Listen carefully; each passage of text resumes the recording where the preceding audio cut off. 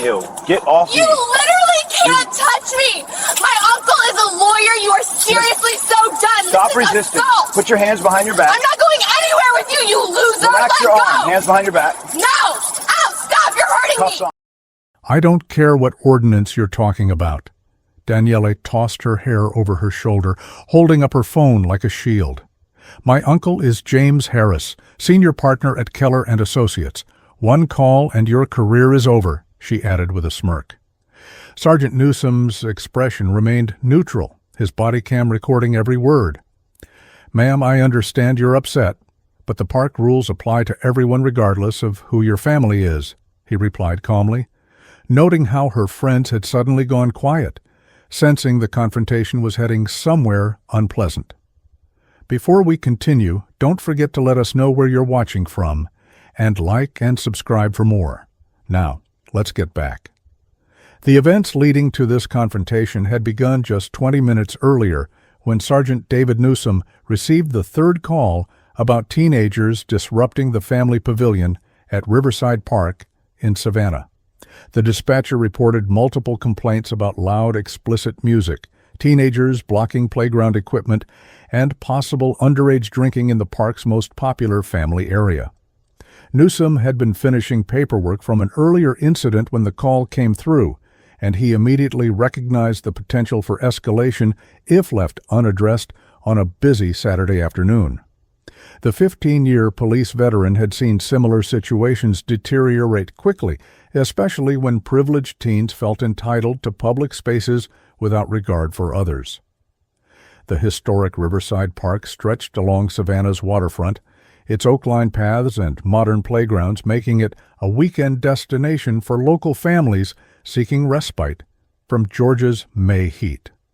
Sergeant Newsom pulled his patrol vehicle into the main lot, already spotting several frustrated-looking parents standing at the park's edge with toddlers in tow. A woman approached his vehicle before he could even exit, her expression a mixture of relief and irritation at the situation that had driven her family from the playground. "Officer, thank goodness," she said, pointing toward the central pavilion where bass-heavy music thumped loudly enough to be heard across the park. "They've completely taken over the playground, drinking and smoking while little kids are trying to play." Newsom nodded professionally as he stepped from his vehicle, the weight of his tactical belt a familiar presence after 15 years on the force. "How long have they been here, ma'am?" he asked, retrieving his department-issued cap from the passenger seat. "Almost 2 hours now," the woman replied, introducing herself as Rebecca Wilson, a local kindergarten teacher whose twin 4-year-olds had been looking forward to the playground all week. "We tried asking them politely to turn down the music, but the girl who seems to be in charge just laughed and told us to find another park if we didn't like their vibe." The sergeant made his way toward the pavilion, passing 3 more families carrying picnic supplies back to their cars, clearly abandoning their plans for the afternoon.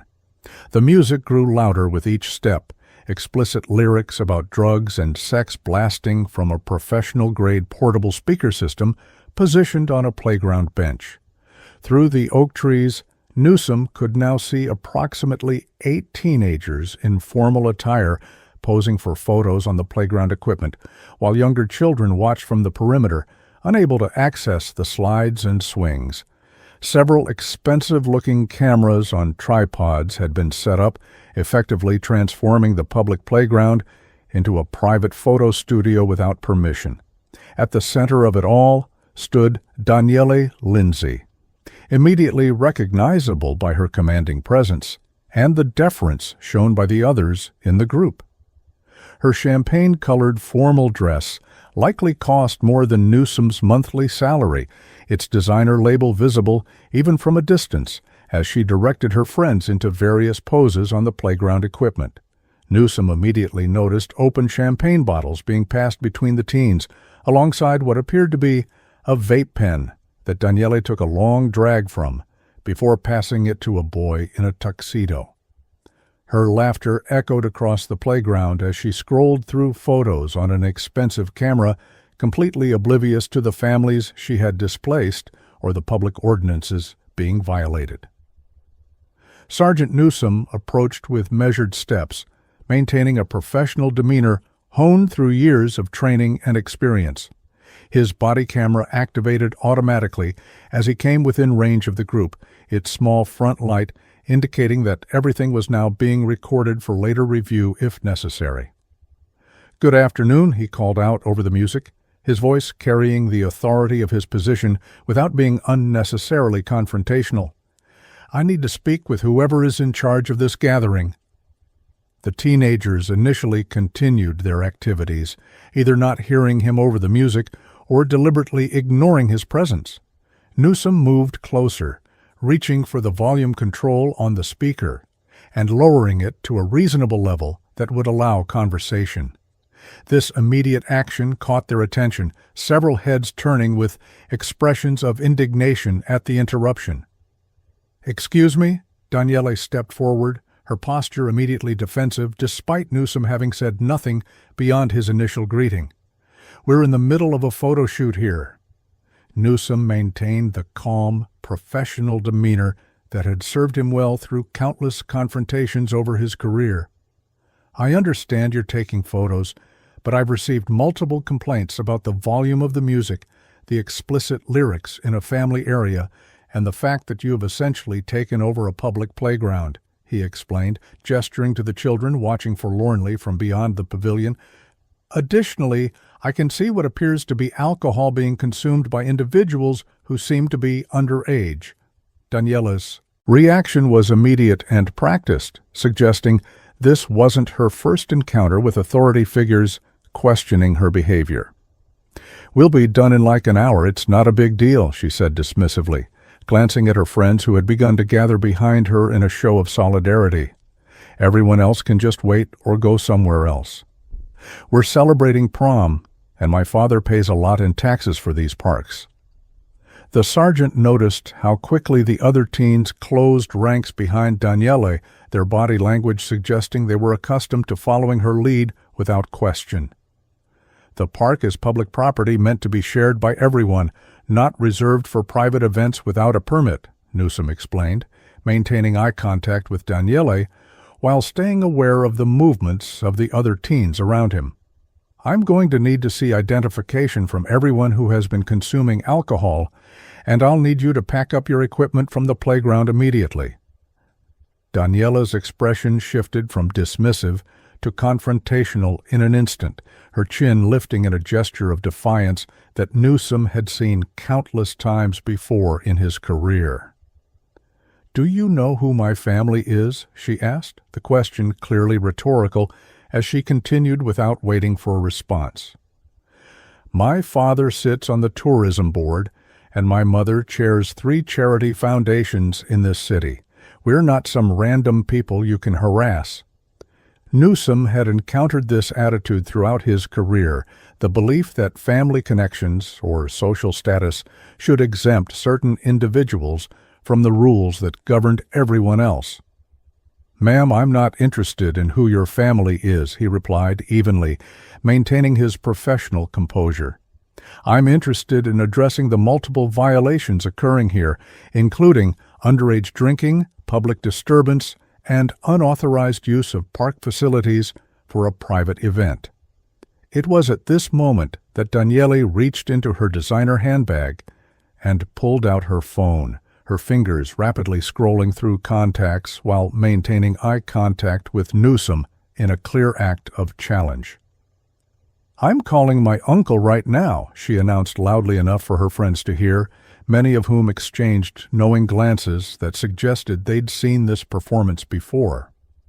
"He's going to explain exactly who you're messing with and what a mistake you're making."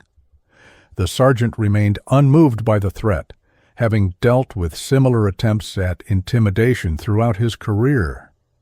"You're welcome to call whoever you'd like," he responded, retrieving his department-issued notepad to begin documenting the encounter. "In the meantime, I need to see identification from everyone present, and I need the alcohol and that vape pen placed on the table where I can see them." Daniela's eyes narrowed at his continued refusal to be intimidated, her thumb hovering over her phone screen as she calculated her next move in what had clearly become a public power struggle. I don't care what ordinance you're talking about, she finally said, holding up her phone like it was a weapon. My uncle is James Harris, senior partner at Keller and Associates. One call and your career is over. Sergeant Newsome maintained his composure as Daniele continued her attempt at intimidation, her friends exchanging uncomfortable glances behind her. Your uncle's professional status doesn't change the laws we're dealing with here, he explained, gesturing toward the open champagne bottles and the vape pen that had been hastily passed to someone in the back of the group. This park is designated as a family-friendly zone, which means no alcohol, no cannabis products, and no exclusive use of facilities without proper permits. Daniele's face flushed with anger as she realized her usual tactics weren't producing the desired effect of intimidation or retreat. You don't understand. We've been planning this photo shoot for weeks, and we have a right to be here just like anyone else, she argued, deliberately ignoring the specific violations Newsome had mentioned. Just because some bratty kids can't wait their turn for the swings doesn't give you the right to ruin our prom memories. The irony of her characterizing children using a playground as bratty while she illegally occupied their space was not lost on Newsome or on the parents who had begun to gather at a safe distance to watch the confrontation unfold. This isn't about ruining memories. It's about following rules that exist for everyone's benefit, Newsome responded, his tone remaining measured, despite Daniele's escalating hostility. I need to see identification from everyone who has been drinking, and I need all alcohol containers emptied immediately. A tall boy in an expensive-looking tuxedo stepped forward, placing a hand on Daniele's shoulder in what appeared to be an attempt to de-escalate the situation. Danny, maybe we should just move to another spot, he suggested quietly, clearly recognizing the potential consequences better than she did. We got enough photos here anyway. Daniele shrugged his hand away with visible irritation, her attention fixed firmly on challenging the officer rather than finding a reasonable solution. No, Tyler, we're not going anywhere, she snapped, loud enough for everyone to hear her refusal to compromise. My parents don't donate to the police foundation every year so some power-tripping cop can push us around. Newsome noted how quickly the boy retreated, his brief moment of reason immediately shut down by Daniele's determination to stand her ground. This isn't about donations or connections, the sergeant clarified, making sure his body camera had a clearer view of the scene. This is about public safety and appropriate use of shared spaces, which applies equally to everyone regardless of their background. The mention of equal application of the law seemed to particularly offend Daniele, who looked around at her friends as if seeking confirmation of the injustice she perceived. Oh, please, I've seen you guys let all kinds of things slide for the right people, she accused, her voice rising as she played to her audience of increasingly uncomfortable friends. My father will be calling your supervisor when he hears about this harassment. Sergeant Newsome had encountered this deflection tactic countless times in his career, attempting to shift focus from current violations to vague accusations of selective enforcement. Your father is welcome to contact my supervisor, Sergeant Anderson, at any time, he replied calmly, providing the information without defensiveness. In the meantime, I still need to see identification from everyone present, starting with you. Daniele's refusal to comply became more theatrical, her right hand clutching her phone while her left hand planted firmly on her hip in a pose of defiance. I'm not showing you anything until my uncle gets involved, she declared, looking to her friends for support that was becoming less enthusiastic by the moment. He'll explain to you exactly what kind of legal trouble you're walking into right now. Several of her friends began to shift uncomfortably, their earlier solidarity wavering as they realized the situation was escalating beyond a simple warning or request to relocate. Danny, maybe we should just show our IDs, a girl in a blue dress suggested quietly, her eyes darting between Daniele and the officer. My parents will kill me if I get in trouble over this. The comment triggered an immediate glare from Daniele, who seemed to view any suggestion of compliance as personal betrayal. "Nobody is getting in trouble because we haven't done anything wrong," she insisted, her voice carrying across the playground where several families had stopped to watch the confrontation. "This is public property that our parents pay taxes for, and we have every right to be here." Newsom recognized the moment as a potential turning point and addressed the group rather than just Daniele. "You do have the right to be in the park, but not to consume alcohol as minors, not to use cannabis products in a public space, not to play explicit music in a family area, and not to monopolize playground equipment intended for children," he explained clearly, making eye contact with several of the teens who seemed more receptive to reason than their leader. "Those who cooperate now will face fewer consequences than those who continue to escalate this situation." The strategic shift worked immediately as two boys in the back of the group placed their champagne flutes on a nearby picnic table and began pulling out their wallets. "We don't want any trouble, officer," one of them said, avoiding Daniela's furious gaze as he prepared to comply with the identification request. "I'm already on academic probation at school." Daniela stepped between the boys and Newsom, her body language becoming increasingly aggressive as she lost control of the group dynamic. "Nobody is showing him anything," she shouted, her composure cracking as her authority over her friends began to waver. "Tyler, call your dad. Isn't he friends with the police chief?" The desperation in her voice was evident as she scrambled to regain control of the situation through any connection or leverage she could think of. "My dad plays golf with Chief Wilson sometimes," Tyler admitted reluctantly, clearly uncomfortable being put on the spot. "But I don't think that's going to help us right now, Danny." Sergeant Newsom maintained his professional demeanor, understanding that Daniele's escalating behavior was partly performance for her friends and partly genuine panic as she realized her usual tactics weren't working. "Your friends are making a wise choice," he told her calmly, watching as more of the group began to distance themselves physically from her position. "Continuing to interfere with my duties will only add obstruction charges to the existing violations." A girl who had been quietly gathering her belongings stepped forward with her ID already in hand. "Officer, I didn't know we needed a permit," she said, her voice shaking slightly as she handed over her driver's license. "My parents thought we were just taking pictures in the park." Newsom accepted the ID, noting the girl's information in his notebook while maintaining awareness of Daniela's increasingly agitated movements. "Thank you for your cooperation," he told the girl, his tone deliberately reassuring to encourage similar behavior from the others. "I understand you may not have been aware of all the rules, which is why I'm focusing on addressing the situation, rather than immediately issuing citations to everyone."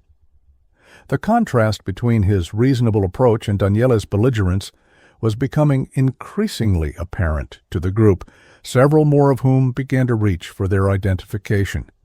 "This is ridiculous," Daniela snapped, her phone still clutched tightly in her hand as her planned power play continued to unravel. "You're all just going to cave because he has a badge?" Tyler, who seemed to have assumed the role of reluctant voice of reason, stepped toward her with his hands raised in a placating gesture. "Danny, we're just trying not to make things worse," he explained quietly, though everyone could hear him in the tense silence that had fallen over the playground. "My acceptance to Georgia State is conditional. I can't risk getting charged with anything right now." The practical concerns of her friends regarding their futures clearly hadn't factored into Daniela's confrontational strategy, and her expression reflected her surprise at their defection. "Fine, you all do whatever you want," she declared, stepping away from the group in a clear attempt to distance herself from their compliance. "I'm still calling my uncle, and he's going to shut this whole thing down." Sergeant Newsom continued collecting identification from the willing participants, documenting each person's information methodically while keeping Daniele in his peripheral vision. "Once I've verified everyone's information, those who haven't been drinking can leave," he explained to the group, many of whom visibly relaxed at the prospect of resolving the situation without serious consequences. Those who have been consuming alcohol will need to have a parent or guardian come pick them up. Daniele watched her friends cooperating with increasing panic, suddenly realizing she was losing both her audience and her leverage in the situation. "You're all going to regret this when my uncle gets here," she threatened, though her voice held less conviction than before as she frantically scrolled through her phone contacts. "He specializes in cases against the police." One of the boys, who had already provided his ID, rolled his eyes at the claim, clearly familiar with Daniele's tendency to exaggerate. "Your uncle does patent law, Danny," he muttered, just loud enough for others to hear. "He told us that story about the Nike swoosh lawsuit at your birthday dinner." The comment elicited poorly concealed smiles from several members of the group, further undermining Daniele's already crumbling authority. "He does all kinds of law," she snapped defensively, finally locating the contact she wanted and hitting the call button with dramatic emphasis. "You'll see." As the phone began to ring on speaker mode, Daniele held it up triumphantly toward Sergeant Newsom, clearly expecting the imminent arrival of legal salvation that would turn the tables on the officer. "Just wait until he hears how you're harassing us for no reason," she declared, her confidence momentarily restored by the prospect of adult intervention on her terms. "He charges $500 an hour, but I get him for free." The phone rang 3 times before a male voice answered, ambient noise suggesting he was in a public place. "Danny, what's up?" "I'm in the middle of the charity tournament," James Harris said, his voice tinged with mild irritation at the interruption. "Is everything okay?" Daniele's expression transformed into smug satisfaction as she held the phone toward Sergeant Newsom, clearly anticipating her uncle's intervention would immediately change the dynamic. "Uncle James, I need your help right now," she began, her voice taking on a distressed quality that hadn't been present moments before. "There's a police officer harassing me and my friends at Riverside Park while we're just trying to take prom photos." Newsom remained professionally composed, making no attempt to interrupt as Daniele presented her version of events to her uncle. "He's threatening to arrest us for no reason and demanding everyone's ID even though we've done nothing wrong," she continued, carefully omitting any mention of the alcohol, cannabis, or playground monopolization that had prompted the complaints. "Can you tell him about our rights and how he can't do this?" There was a brief pause on the other end of the call, the background noise suggesting James Harris was moving to a quieter location. "Slow down, Danny," he finally responded, his tone noticeably more serious than it had been during his initial greeting. "What exactly does the officer say you've done wrong?" The question clearly wasn't what Daniele had been expecting, her confident expression faltering slightly as she realized her uncle wasn't immediately launching into a legal defense. "He's claiming we need some kind of permit to take photos in a public park," she said, strategically selecting the most defensible-sounding violation while continuing to ignore the more serious issues. "And he's making a big deal about our music being too loud just because some parents complained." Sergeant Newsom remained silent, allowing the conversation to unfold naturally, rather than interjecting his perspective. "Is there more to this situation that you're not telling me?" James asked, seeming to recognize his niece's selective presentation of facts. "Because permits for organized events in public parks are actually standard procedure, and noise ordinances are enforceable." Daniela's expression tightened as her expected ally began asking unwelcome questions instead of immediately taking her side. "We're just taking some pictures. It's not a big deal," she insisted, her voice rising slightly as she sensed her narrative unraveling. "But he's being totally unreasonable and threatening to arrest everyone." The sound of a sigh came through the speaker as James processed his niece's evasive responses. "Is there alcohol involved, Daniela?" he asked directly, using her full name in a tone that suggested he already suspected the answer. Because if minors are drinking in public, that's a legitimate legal concern, not harassment. The directness of the question left Daniele momentarily speechless, her eyes darting to the champagne bottles still visible on the picnic table behind her. "It's not. We just have a few props for the photos," she stammered, the lie transparent even to her friends, several of whom exchanged uncomfortable glances.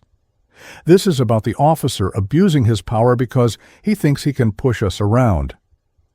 James's voice became notably firmer, professional experience clearly informing his assessment of the situation. "Put the officer on the phone, please," he requested, no longer entertaining Daniela's increasingly desperate narrative. "I'd like to hear his perspective directly." Daniela hesitated, clearly not having anticipated this turn in the conversation. "But you haven't even—" she began to protest, before James interrupted with unexpected firmness. "Now, Daniela," he insisted, his patience clearly waning, "if you called me for legal help, then let me speak to the officer to understand what we're dealing with." Reluctantly, Daniele extended the phone toward Sergeant Newsom, her earlier confidence replaced by visible apprehension. "He wants to talk." "To you," she muttered, unable to maintain eye contact as her planned power play continued to collapse around her. Newsom accepted the phone with professional courtesy, maintaining the calm demeanor that had characterized his approach to the entire situation. "This is Sergeant David Newsom, Savannah Police Department," he stated clearly, stepping slightly away from Daniele while keeping her within his line of sight. "How can I help you, sir?" James's voice came through clearly, any trace of his earlier irritation replaced by professional civility. "James Harris, Mr. Newsom, I apologize for my niece's behavior," he began, immediately establishing a tone very different from what Daniele had clearly expected. "Could you explain the situation from your perspective so I understand what's happening?" Sergeant Newsom provided a concise but comprehensive summary of the circumstances, his training in clear communication evident in the structured presentation of facts. "I responded to multiple complaints about teenagers occupying the children's playground, playing explicit music at high volume, consuming alcohol, and using what appears to be cannabis products in a public park," he explained, watching Daniele's expression shift from apprehension to outright dismay as he listed the violations. "When I arrived, I observed open champagne bottles, a vape pen being passed around, and playground equipment being used exclusively for a photo shoot, while families with young children were prevented from accessing the facilities." The information was met with a moment of silence before James responded, his voice now carrying the resigned tone of someone who had perhaps dealt with similar situations before. "I understand, Sergeant. That's quite different from how it was presented to me," he acknowledged, the background noise suggesting he had moved even further from the golf tournament to handle this conversation privately. "What are the next steps from your perspective?" Newsom maintained his professional approach, outlining the options available rather than immediately defaulting to the most punitive measures. "Most of the group is now cooperating with identification verification," he explained, gesturing to the teens who had lined up with their IDs despite Daniele's objections. "Those who haven't been drinking can leave once verified. Those who have been drinking will need parent or guardian pickup to avoid driving under the influence. The primary issues now are the lack of cooperation from your niece and the need to vacate the playground so families can resume using it."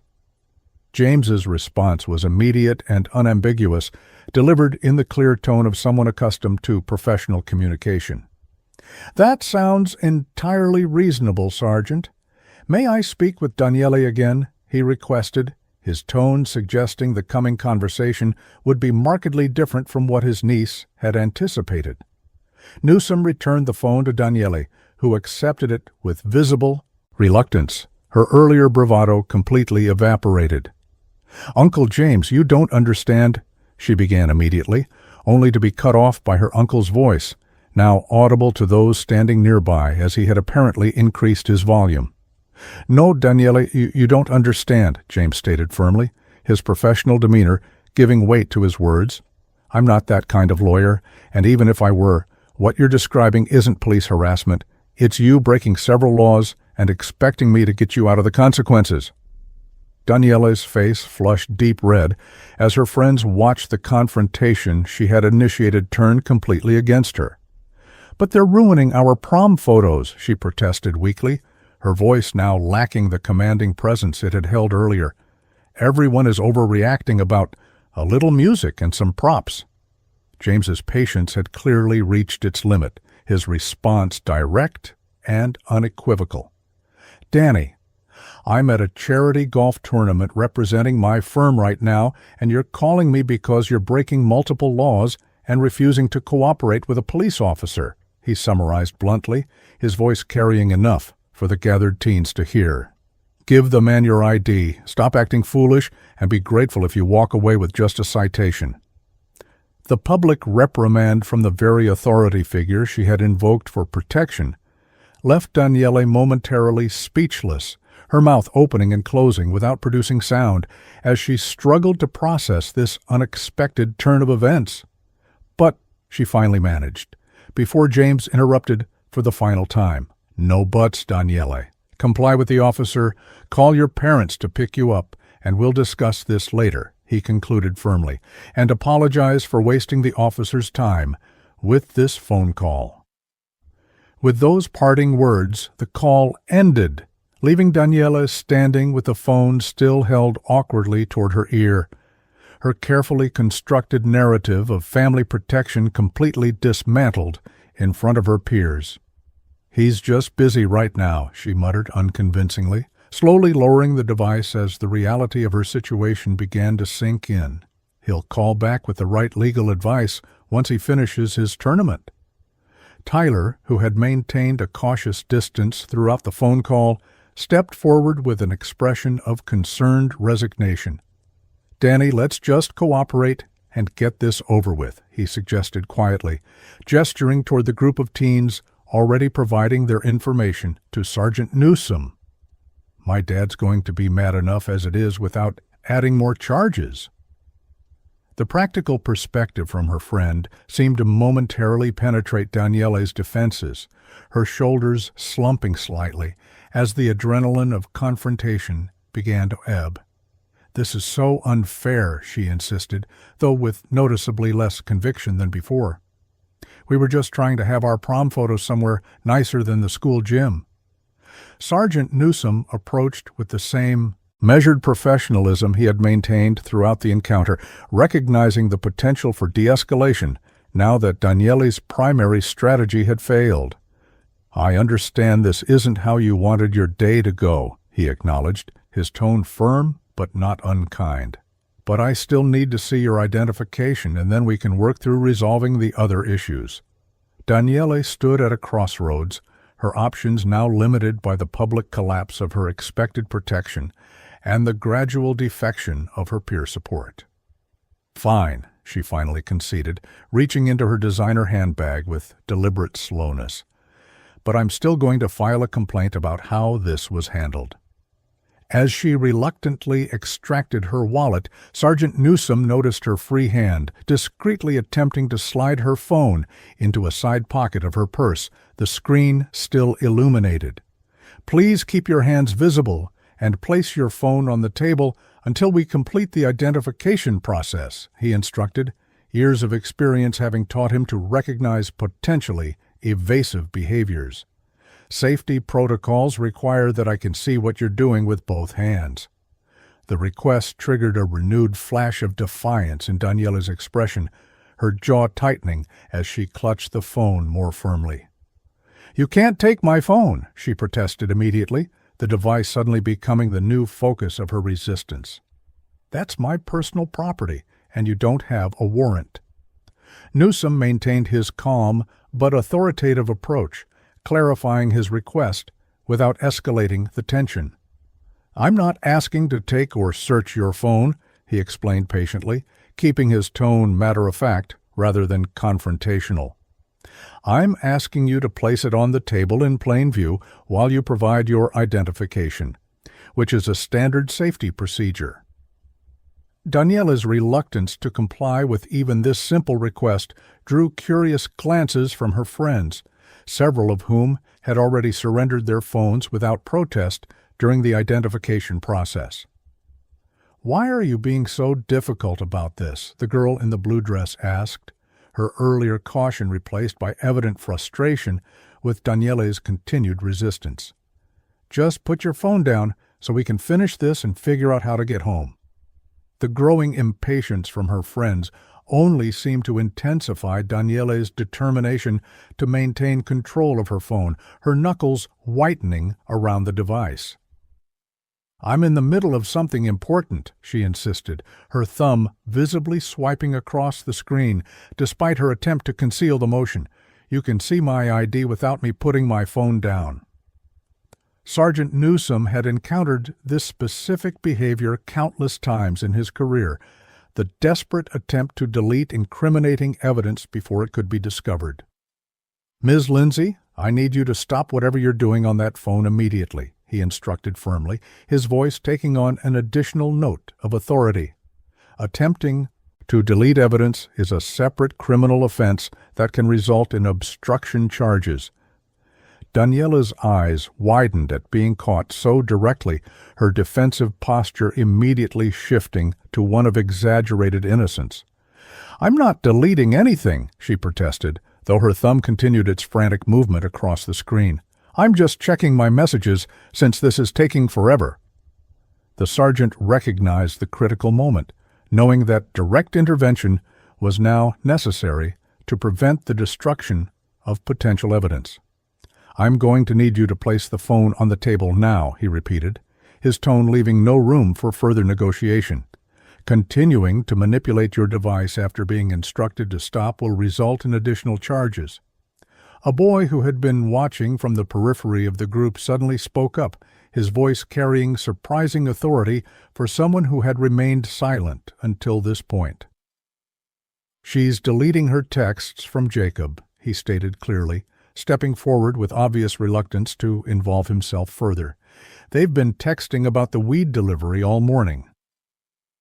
The revelation sent a ripple through the group, several teens physically distancing themselves from Daniela as this new information emerged. "Shut up, Brandon," Daniela hissed, her composure cracking further as she shot a venomous glare at the boy who had spoken. "No one asked you." Brandon shrugged apologetically, his expression suggesting he felt compelled to speak despite the social consequences. "I'm already on probation for the thing at school last semester," he explained, addressing Sergeant Newsome rather than Daniela. "I can't risk being connected to drug charges because she doesn't want to own up to arranging everything." Newsome nodded acknowledgement to Brandon while maintaining his focus on Daniela, who was now frantically jabbing at her phone screen with increased urgency. "Ms. Lindsay, this is your final warning to place the phone on the table," he stated, stepping closer with measured precision. "Failure to comply will result in temporary detention for obstruction and evidence tampering." Daniela's panic became increasingly evident as she realized the situation was spiraling beyond her control. "You can't just take my phone," she insisted again, her voice rising as she backed away from the officer. "I know my rights. You need a warrant." The sergeant remained calm, but resolute, recognizing the legal boundaries while also understanding the exigent circumstances at play. "I'm not searching your phone without a warrant," he clarified, maintaining precise legal distinction in his approach. "I'm preventing the destruction of evidence in plain view, which is permitted under exigent circumstances doctrine." Tyler stepped forward once again, his earlier attempts at mediation now replaced by visible frustration with Daniela's continued escalation. "Just put the phone down, Danny," he urged, his tone reflecting the collective exhaustion of the group with her behavior. "You're making this so much worse for everyone." For a brief moment, It appeared Daniele might finally yield to the combined pressure from authority and peers, her defensive posture wavering slightly. "This is completely unfair," she muttered, her thumb finally stilling on the screen as she considered her increasingly limited options. "You're all just ganging up on me." Just as the situation seemed to be de-escalating, a new complication emerged as Daniele's phone began ringing, the screen displaying Mom as the incoming caller. "I need to answer this," she declared immediately, her finger moving toward the accept button before Newsom could respond. "It's my mother." Sergeant Newsom nodded permission, recognizing that parental involvement might actually help resolve the situation. "You can take the call, but please put it on speaker so I can verify who you're speaking with," he instructed, maintaining protocol while allowing reasonable accommodation. "This is standard procedure during an active investigation." Daniela hesitated, clearly calculating whether this development worked in her favor or against it. "Fine," she finally agreed, tapping the speaker button with visible reluctance, "but this is a complete invasion of privacy." "Daniele, where are you?" A woman's voice came through the speaker, the background noise suggesting she was in a vehicle. "I've been trying to reach you for the last half hour. The Morgan's charity luncheon started 20 minutes ago, and you promised you'd be done with photos by noon." Daniele's expression cycled rapidly through several emotions, finally settling on a calculated distress that hadn't been present moments before. "Mom, I need your help," she replied, her voice suddenly trembling in a performance that struck Newsom as remarkably practiced. "There's a police officer harassing us at the park while we're just trying to take our prom photos." The immediate shift in Daniela's presentation from defiant teenager to vulnerable daughter was a tactical pivot Newsom had witnessed countless times in his career. "What? Police? What's happening?" her mother responded, audible concern filling her voice. "Are you okay?" Before Daniele could craft her narrative further, Sergeant Newsom intervened professionally. "Ma'am, this is Sergeant David Newsom with the Savannah Police Department," he stated clearly, maintaining a respectful tone appropriate for speaking with a parent. "I'm responding to multiple complaints about underage drinking, cannabis use, and the unauthorized monopolization of the children's playground at Riverside Park. I've been attempting to verify identification and address these violations with the group." There was a moment of stunned silence from the other end of the call before Daniele's mother responded, her tone notably different. "I see," she said, the two simple words carrying significant weight. "And is my daughter being cooperative, Sergeant?" The direct question caught Daniele off guard, her performance of distress immediately faltering as she realized her mother's response wasn't following her expected script. "Mom, he's completely overreacting," she interjected quickly, attempting to recapture control of the narrative. "We just have some props for photos, and he's treating us like criminals."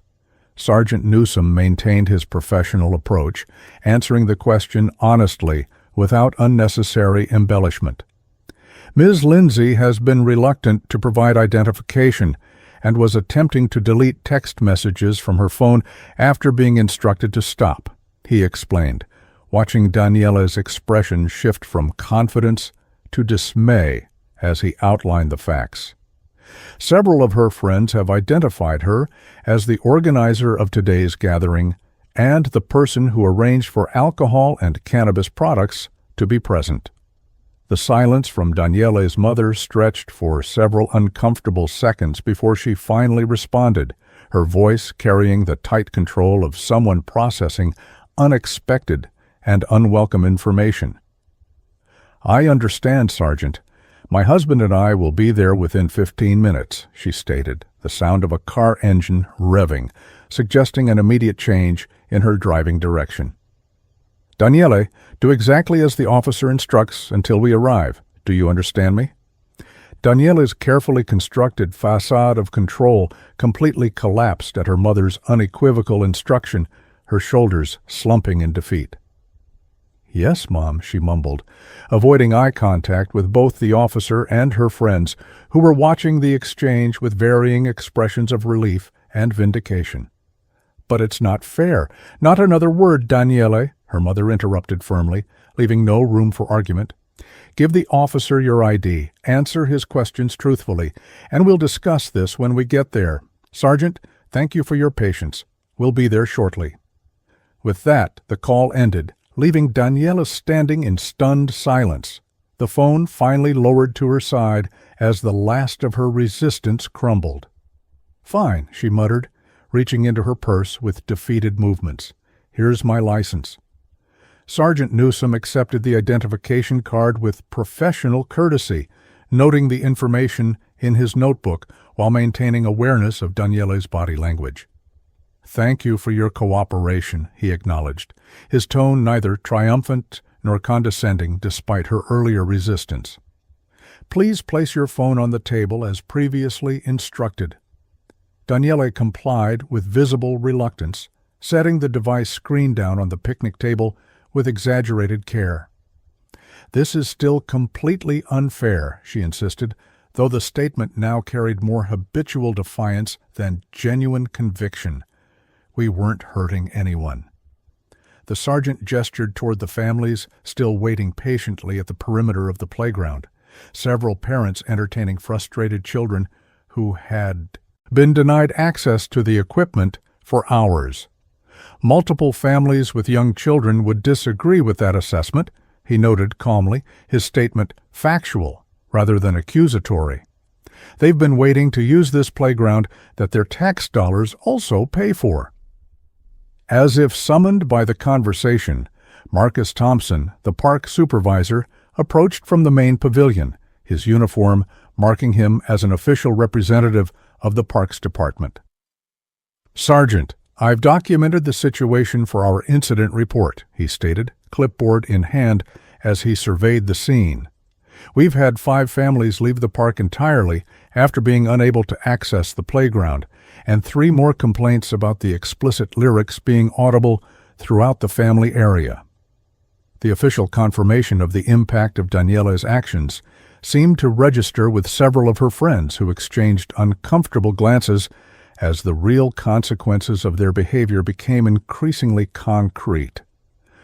"We didn't think it would be such a big deal," one girl offered quietly, her earlier defiance replaced by genuine contrition. "We just wanted better backgrounds than the school offered for formal photos." Marcus Thompson nodded his understanding while maintaining a professional demeanor similar to Newsome's.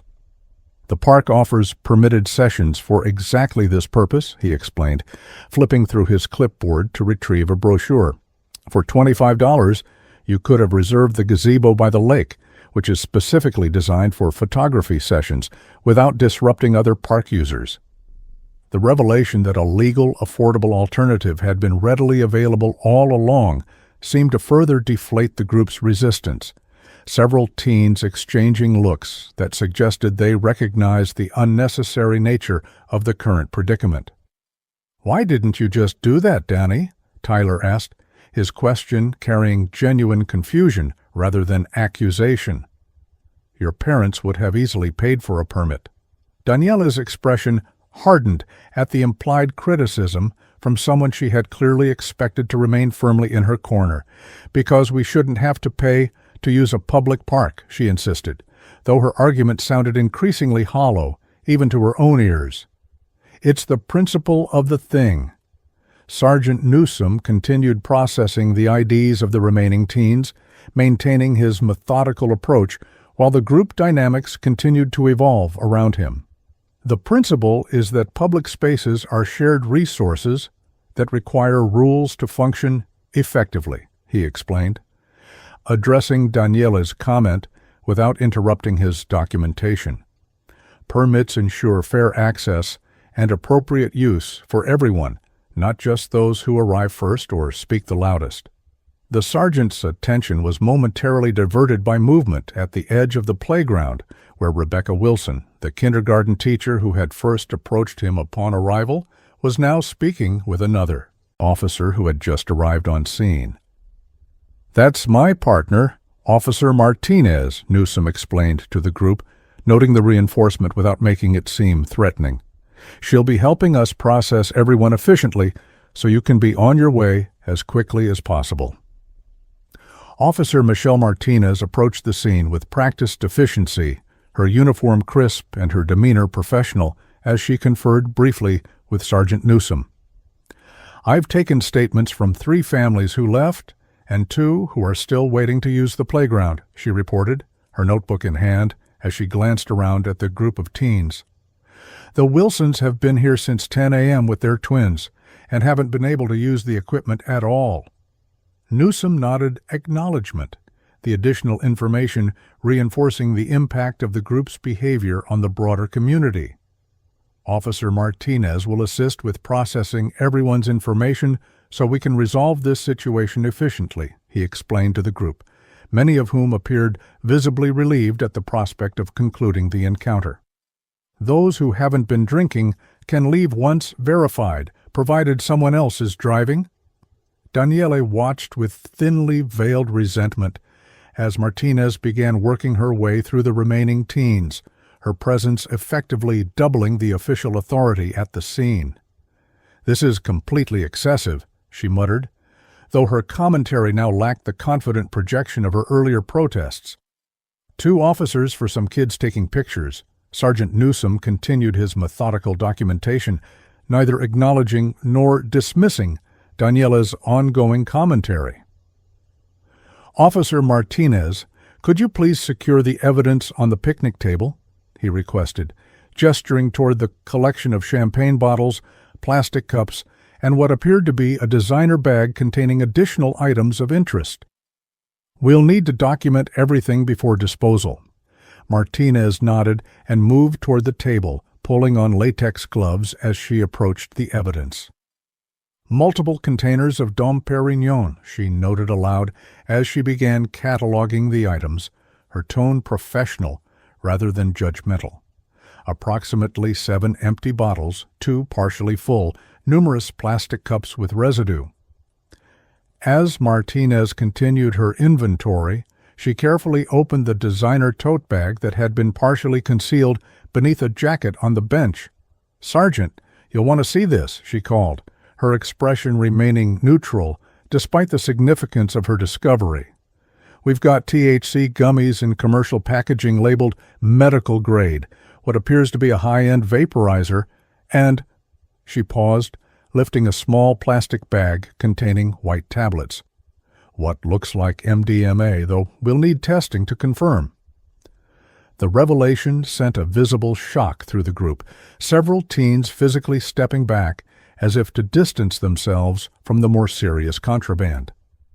"That's not ours," one boy blurted immediately, his eyes wide with genuine alarm. "I swear I didn't know anything about that." Daniela's expression cycled rapidly through shock, anger, and calculation before settling into forced nonchalance. "You can't prove those belong to anyone here," she stated, though her voice lacked the conviction of her earlier declarations. "Someone could have left them in the park before we even arrived." Sergeant Newsom approached the evidence table, maintaining his professional composure despite the escalation in seriousness that the discovery represented. "Whose bag is this?" he asked directly, looking around at the group of increasingly uncomfortable teenagers. "This Gucci tote with the flora pattern, who does it belong to?" The silence that followed was deafening, several teens looking pointedly at Daniele, while carefully avoiding direct eye contact with either officer. "It's just a bag we all use for the group stuff," she finally offered, the evasiveness of her answer immediately apparent. "Nobody specifically owns it." Tyler's expression reflected growing concern as he recognized the increasingly serious nature of the situation. "Danny, this is way beyond getting in trouble with our parents," he said quietly, his earlier attempts at mediation now replaced by genuine alarm. "That's felony territory, if it's MDMA." The practical perspective seemed to penetrate Daniela's defensive shell, her carefully maintained facade of indifference cracking under the weight of potential serious legal consequences.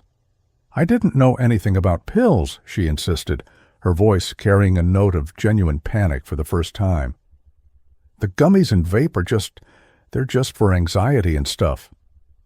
Officer Martinez continued her methodical documentation of the evidence, neither rushing nor responding directly to Daniele's claims.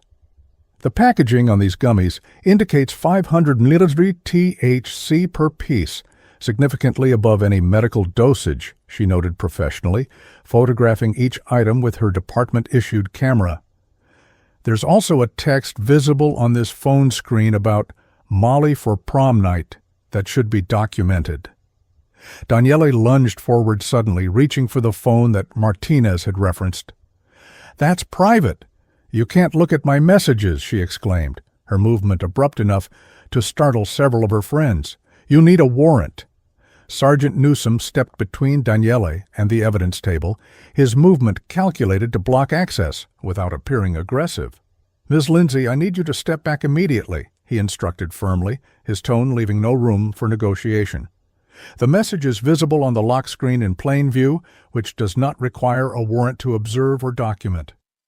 The clarification did nothing to calm Daniele's growing panic, her eyes fixed on the phone as if it represented an immediate threat to her future. "This is completely illegal," she insisted, though she did comply with the instruction to step back. "You're violating my Fourth Amendment rights." Marcus Thompson, the park supervisor who had been observing the situation develop, stepped forward with an additional piece of information. "Officers, I should mention that our security cameras cover this area of the playground," he stated, pointing toward a discreet camera mounted on a nearby light pole. "The footage would show who brought the bag into the park and who has been accessing it throughout the day." The mention of surveillance footage introduced a new variable that Daniele clearly hadn't anticipated, her confident assertions about ownership immediately faltering. "I want a lawyer," she declared abruptly, crossing her arms in a defensive posture that contrasted sharply with her earlier aggression. "I'm not saying anything else without legal representation." Sergeant Newsom acknowledged her statement with a professional nod, neither encouraging nor discouraging her decision to invoke her right to counsel. "That's your right, Ms. Lindsay," he confirmed, continuing his documentation without interruption. "However, that doesn't change our current process of securing the scene and documenting evidence." As the reality of their situation continued to sink in, the solidarity within the group fractured further, with clear divisions forming between those seeking to cooperate and those following Daniele's lead in resistance. "I just want to go home," the girl in the blue dress said, her earlier frustration now replaced by evident distress. "My parents are going to kill me when they find out about this." Officer Martinez approached the girl with a more gentle demeanor, recognizing the opportunity to gain cooperation from someone who wasn't deeply invested in continued defiance. "What's your name?" she asked, her tone conversational rather than interrogatory. "Have you been drinking today?" The girl hesitated, glancing briefly at Daniele before apparently deciding her own interests took priority. "Emily Parker," she replied, her voice barely above a whisper. "I had like half a glass of champagne for the toast photo, but that's it. I'm supposed to be at my grandmother's birthday dinner by 3. Martinez nodded, making note of the information while maintaining an approachable presence. "Thank you for being honest, Emily," she acknowledged, her manner deliberately distinct from the more formal approach required for Daniele's continued resistance. "We'll need to call your parents to pick you up since you've consumed alcohol, but being straightforward about what happened will help resolve this more quickly." Emily nodded, visibly relieved by the officer's reasonable response to her cooperation. "Can I call my mom myself?" she requested, pulling out her phone with a nervous glance toward Daniele. "She'll be less upset if she hears it from me first." The request was reasonable, and Martinez nodded permission, recognizing the value of allowing teens to take responsibility for their actions when they showed willingness to do so. "You can make the call right here," she confirmed, remaining nearby to monitor while giving Emily enough space for a semblance of privacy. Just let her know she'll need to come to the South Playground at Riverside Park. As Emily stepped away to make her call, several other teens seemed to follow her example, reaching for their phones with expressions that suggested they were resigned to the inevitable parental involvement. "I should call my dad too," Tyler said, making no effort to hide his actions from Daniele, despite her obvious disapproval. "He's going to find out anyway, and it'll be worse if he hears it from someone else." The gradual shift in group dynamics, from unified resistance to individual decision-making based on self-interest, reflected a pattern Sergeant Newsome had observed countless times in his career. Those who are calling parents can do so, while Officer Martinez verifies your information, he explained, establishing a clear process that acknowledged their cooperation. "Please remain in the pavilion area until your guardians arrive." Daniele watched with increasing isolation as her friends abandoned the unified front she had attempted to maintain, her expression cycling between anger, betrayal, and calculation. "You're all overreacting," she insisted, though her audience had dwindled to almost no one, as the others focused on mitigating their individual situations. "This isn't going to be a big deal once my parents get here." As if summoned by her words, Marcus Thompson's radio crackled to life, a voice from the front gate security station reporting new arrivals. "There's a couple at the main entrance saying they're the Lindsays, here for their daughter," the voice reported, audible to those standing nearby. "Should I direct them to your location?" The park supervisor confirmed the direction, adding that they should be escorted given the ongoing police situation. "Their daughter is the primary subject in the incident we're handling," he explained discreetly, though not quietly enough to prevent those nearby from hearing. Sergeant Newsome is still processing the scene.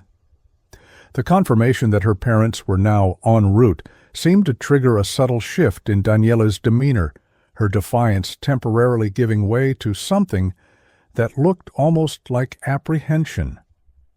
"When my parents get here, they'll straighten this out," she stated, though whether she was attempting to convince herself or the officers remained unclear. "My dad knows people in the department." Sergeant Newsome continued his methodical work without responding to the implied threat of political interference, his focus remaining on proper procedure rather than engagement with Daniele's increasingly desperate attempts to assert control. "Officer Martinez, have we verified ownership of the designer bag containing the controlled substances?" he asked, ensuring the chain of evidence was properly established. "We'll need to determine possession for the report." Martinez consulted her notes before responding, her thoroughness reflecting the serious nature of the discoveries. "3 witnesses have identified it as belonging to Daniele Lindsay," she reported professionally. Additionally, the receipt inside is for a purchase made with a credit card in the name of Catherine Lindsay, dated last month. The confirmation of ownership through multiple sources and physical evidence effectively eliminated Daniele's earlier claim of communal possession, though she immediately pivoted to a new defense. "My mom bought that bag, so technically it's hers," she argued, the desperation in her voice becoming increasingly evident. "You can't say those things are mine just because they're in a bag my mother owns." Before either officer could respond to this latest attempt at evasion, movement at the edge of the playground caught everyone's attention as 2 adults in business attire were escorted toward the scene by a park security officer. "Mr. and Mrs. Lindsay," the security officer announced unnecessarily, as the couple's resemblance to Daniele made their identity immediately apparent. "Sergeant Newsome is in charge of the scene." Catherine and Richard Lindsay approached with the practiced composure of people accustomed to maintaining appearances in difficult situations, their expressions revealing little beyond mild concern as they surveyed the scene. "Sergeant Newsome?" Richard Lindsay inquired, extending his hand in a gesture that suggested he expected the formalities of introduction despite the circumstances. "I understand there's been some kind of misunderstanding involving our daughter." Newsome accepted the handshake professionally, while noting the carefully chosen characterization of the situation as a misunderstanding rather than an incident or violation. "Mr. Lindsay, Mrs. Lindsay, thank you for coming promptly," he acknowledged, maintaining his measured tone. "I'm afraid we're dealing with several serious violations, not a misunderstanding." Catherine Lindsay's gaze had already moved past the officer to focus on her daughter, her expression tightening almost imperceptibly as she took in Daniele's defiant posture and the evidence table nearby. "What exactly is happening here, Sergeant?" she asked, her voice carrying the controlled precision of someone accustomed to managing difficult situations. "My daughter said something about being harassed for taking photographs." Before Newsome could respond, Daniele interjected with renewed confidence now that her parents had arrived. "They're completely overreacting, Mom," she insisted, her earlier apprehension replaced by performance designed for parental sympathy. "We were just taking prom photos and they're treating us like criminals because some kids wanted to use the playground." Sergeant Newsome allowed the interruption without comment, recognizing that the family dynamics would inevitably influence how he needed to approach the situation. "We received multiple complaints about teenagers blocking the children's playground, playing explicit music at high volume, and consuming alcohol and cannabis products in a family area of the park," he explained, his tone remaining factual rather than accusatory. "Upon arrival, I observed all of these violations occurring along with what appears to be MDMA, commonly known as ecstasy or Molly, in a bag identified by multiple witnesses as belonging to your daughter." The comprehensive summary landed with visible impact on both parents, Catherine's carefully maintained composure briefly faltering, while Richard's expression hardened into something closer to anger. "MDMA?" Catherine repeated, her voice notably lower as she processed this information. "Are you certain?" Officer Martinez stepped forward with professional courtesy, gesturing toward the evidence table where the items had been cataloged and photographed. "The pills will require laboratory testing for definitive confirmation," she explained, her tone matching Newsome's factual approach. "However, they are consistent in appearance with MDMA, and text messages visible on your daughter's phone reference Molly for prom night." Richard Lindsay's attention shifted abruptly from the officers to Daniele, his previous veneer of diplomatic engagement replaced by parental authority. "Is this true, Daniele?" he demanded, his voice tight with controlled anger. "Did you bring drugs to a public park?" Daniele's performance immediately adapted to the new audience dynamics, her expression shifting to wounded innocence as she calculated her response. "Daddy, I didn't know anything about pills," she insisted, her voice taking on a childlike quality that contrasted sharply with her earlier defiance toward the officers. "Someone must have put them in my bag when I wasn't looking. You know I would never do something like that." The practiced delivery suggested this was a familiar script, one that had perhaps worked successfully in previous situations. But Catherine Lindsay's expression suggested she was less receptive than her daughter had anticipated. "And the alcohol? The cannabis?" she asked, her tone carrying a dangerous quietness that Daniele clearly recognized, her confidence faltering visibly at her mother's questions. "Were those also planted in your bag by someone else?" Daniele hesitated, clearly recognizing that total denial would lack credibility given the evidence. "The champagne was just for photos, Mom," she attempted, adjusting her narrative to admit to lesser violations while maintaining innocence regarding the more serious charge. "And the gummies are just CBD for anxiety, not actual drugs." Officer Martinez maintained her professional demeanor while providing factual correction to this claim. "The packaging on the gummies clearly indicates 500 megacalories THC per piece," she stated, referencing her documentation rather than directly challenging Daniele's statement. "That's significantly above any CBD product and well beyond standard medical marijuana dosing, which is typically 5 10 mg THC per dose. The technical precision of the correction left little room for Daniela's continued misdirection, and Richard Lindsay's patience visibly evaporated. "Stop lying, Daniele," he stated flatly, his tone carrying the finality of a parent who had reached their limit. "You're only making this worse for yourself."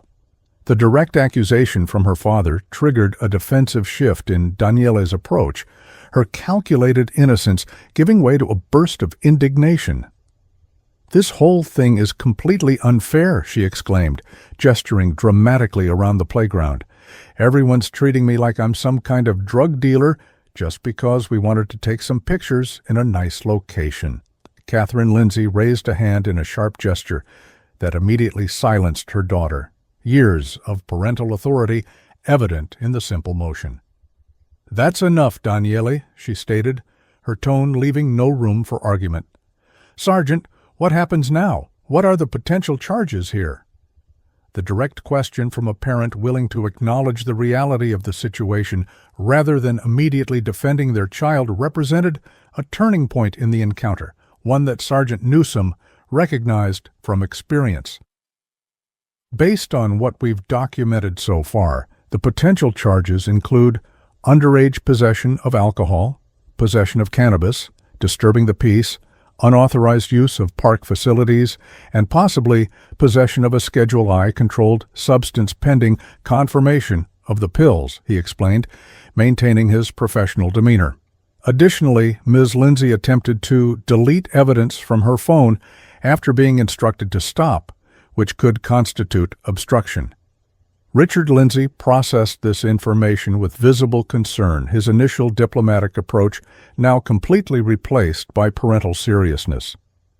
"Are these charges that can be addressed through juvenile court?" he asked directly, his question revealing a practical focus on navigating the legal consequences rather than continuing to dispute their legitimacy. "Daniele is 16. Sergeant Newsome nodded, appreciating the shift toward constructive engagement. "Most of these violations would typically be handled through the juvenile system for a first-time offender of her age," he confirmed, providing the information without offering specific assurances that might be misinterpreted as promises. "The possession of MDMA, if confirmed, is more serious and could potentially involve additional consequences, but that would ultimately be determined by the juvenile court judge." As this discussion of consequences unfolded, Daniela's expression cycled through shock, anger, and finally calculation as she appeared to recognize the need for a new strategy. "I want to make a statement," she announced suddenly, interrupting the conversation between her parents and the officers. "I want to go on record about what really happened." The abrupt declaration drew cautious looks from both her parents, Catherine's expression particularly skeptical of this sudden desire to cooperate. "Daniele, are you sure that's wise?" she asked carefully, her tone suggesting she suspected her daughter's motives weren't entirely aligned with accepting responsibility. "Perhaps we should consult with an attorney first." Daniele shook her head with theatrical decisiveness, pulling her phone from her pocket with deliberate movements. "No, Mom, I want to make sure my side of the story is properly documented," she insisted, unlocking the device with practiced speed. "In fact, I'm going to live stream this so there's a record of exactly what happens." Before anyone could respond to this declaration, Daniele had already opened her Instagram application and tapped the live stream button, holding the phone up to capture herself, with the officers and her parents in the background. "Hey everyone, it's Danny coming to you live from Riverside Park, where I'm currently being harassed by police for taking prom photos," she began, her voice shifting immediately into the confident performative tone of someone accustomed to social media broadcasting. "They're trying to say I had drugs when I was just having a photo shoot with my friends. This is what police brutality looks like in Savannah."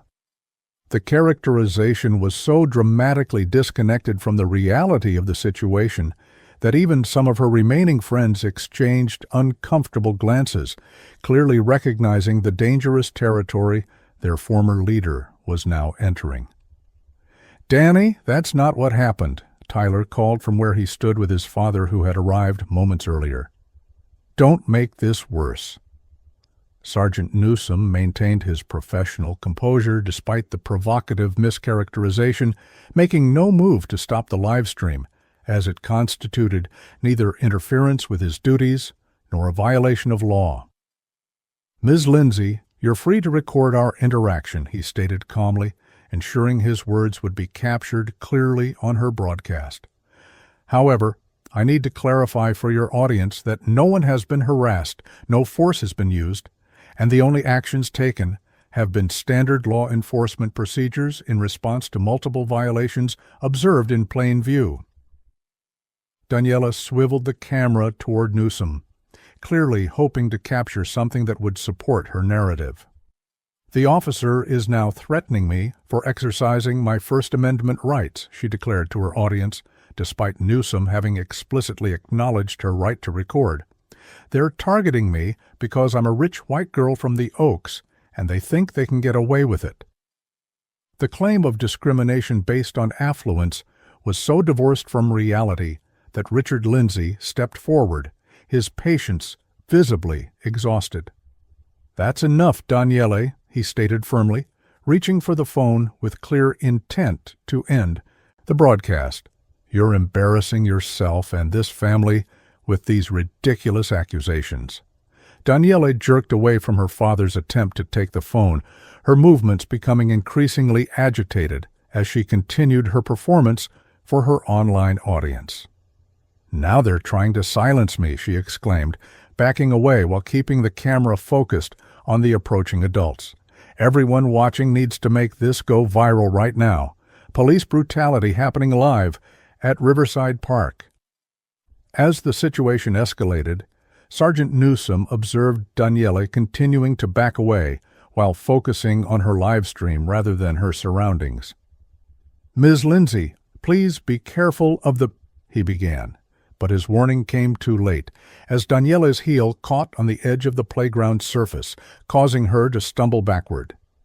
The momentary loss of balance resulted in Daniele dropping her phone, which clattered onto the concrete path with the live stream still active. "My phone!" she cried out, lunging for the device with more concern than she had shown throughout the entire encounter. "You made me drop my brand new iPhone!"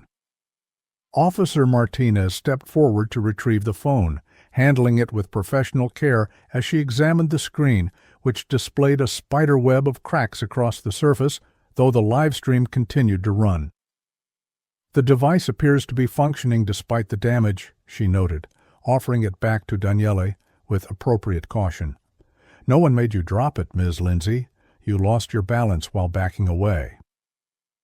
Instead of accepting this factual assessment, Daniela seized on the incident as validation for her narrative, snatching the phone back and immediately holding it up to show her audience the damaged screen. "Look what they did to my phone, everyone," she declared, her voice rising to ensure it carried clearly on the recording. "The officer deliberately made me fall to break my phone and stop me from documenting their harassment." Catherine Lindsay's limited patience finally evaporated completely at this blatant fabrication. "Daniele Elizabeth Lindsay, that is enough," she snapped, stepping forward with unmistakable parental authority. "End that live stream immediately, or there will be consequences far beyond whatever legal issues you're already facing." The use of her full name and the uncharacteristic sharpness in her mother's tone seemed to penetrate Daniele's performance bubble, momentarily shocking her into compliance. "Fine, but everyone already saw what happened," she muttered, though she did tap the button to end the broadcast, the brief flash of genuine apprehension in her expression suggesting she recognized she had crossed a line with her parents. "I was just trying to protect myself." Sergeant Newsome had maintained his professional demeanor throughout the escalation, neither reacting to Daniele's provocations nor attempting to prevent her from recording. "Mr. and Mrs. Lindsay, we need to complete processing the evidence and citations," he explained, redirecting focus to the procedural requirements. "Your daughter will be issued citations for the violations we've confirmed, and you'll be provided with information about the juvenile court date where these matters will be addressed." Richard Lindsay nodded his understanding, his earlier diplomatic approach now replaced by resignation to the reality of the situation. "We understand, Sergeant," he acknowledged, placing a restraining hand on his daughter's shoulder when she appeared ready to launch into another protest. "What about the other substances found in her bag? What happens with those?" The practical question reflected the father's focus on navigating the legal process rather than continuing to dispute the legitimacy of the charges. "The suspected MDMA will be sent to the lab for testing," Newsom explained, maintaining his factual approach. "If confirmed, additional charges may be filed through the juvenile prosecutor's office, and you'll be notified accordingly." Throughout this exchange, Daniele had been examining her cracked phone screen with visible distress, her priorities clearly revealed by her greater concern for the device than for the serious legal situation she was facing. "My screen is completely shattered," she complained, momentarily forgetting the performance of persecution she had been cultivating. "This is a brand new Pro Max that Daddy just got me last week." The trivial nature of this concern in the context of potential drug charges seemed to trigger a moment of clarity for Catherine Lindsay, who regarded her daughter with an expression that mixed disappointment with dawning recognition.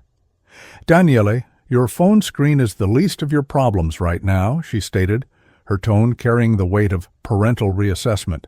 "I think we're seeing exactly how you've been using your privileges and our trust." The family dynamic shifted perceptibly as Catherine Lindsay's comment hung in the air, Richard's expression suggesting he was reaching similar conclusions about their daughter's character and choices. "Sergeant, is there somewhere more private where we could speak with our daughter while you complete your processing?" he requested, his tone suggesting he anticipated a difficult conversation that would be better conducted away from an audience.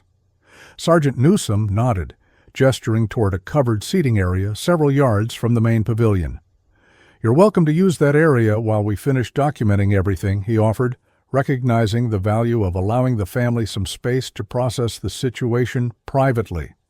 "Officer Martinez will need a few more minutes with the evidence, and then we'll need signatures on the citations." As the Lindsays moved toward the designated area, Daniele trailing reluctantly behind her parents, Marcus Thompson approached Newsom with additional information gathered from park staff. "Sergeant, our maintenance supervisor confirmed that the group arrived around 10:30 this morning," he reported, consulting his clipboard notes. He approached them about the music volume around 11:15 and was told by the young lady in the champagne dress that they had special permission from park management. Newsom nodded, adding this detail to his growing documentation of the incident. "That's consistent with the pattern of behavior we've observed," he noted, making a brief entry in his notebook.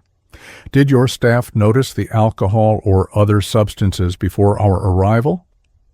Thompson confirmed that several employees had observed what appeared to be champagne bottles but had been uncertain about their authority to intervene directly. "Our weekend staff is mostly part-time college students," he explained apologetically. "They reported it to the office but weren't comfortable confronting what looked like affluent teens directly."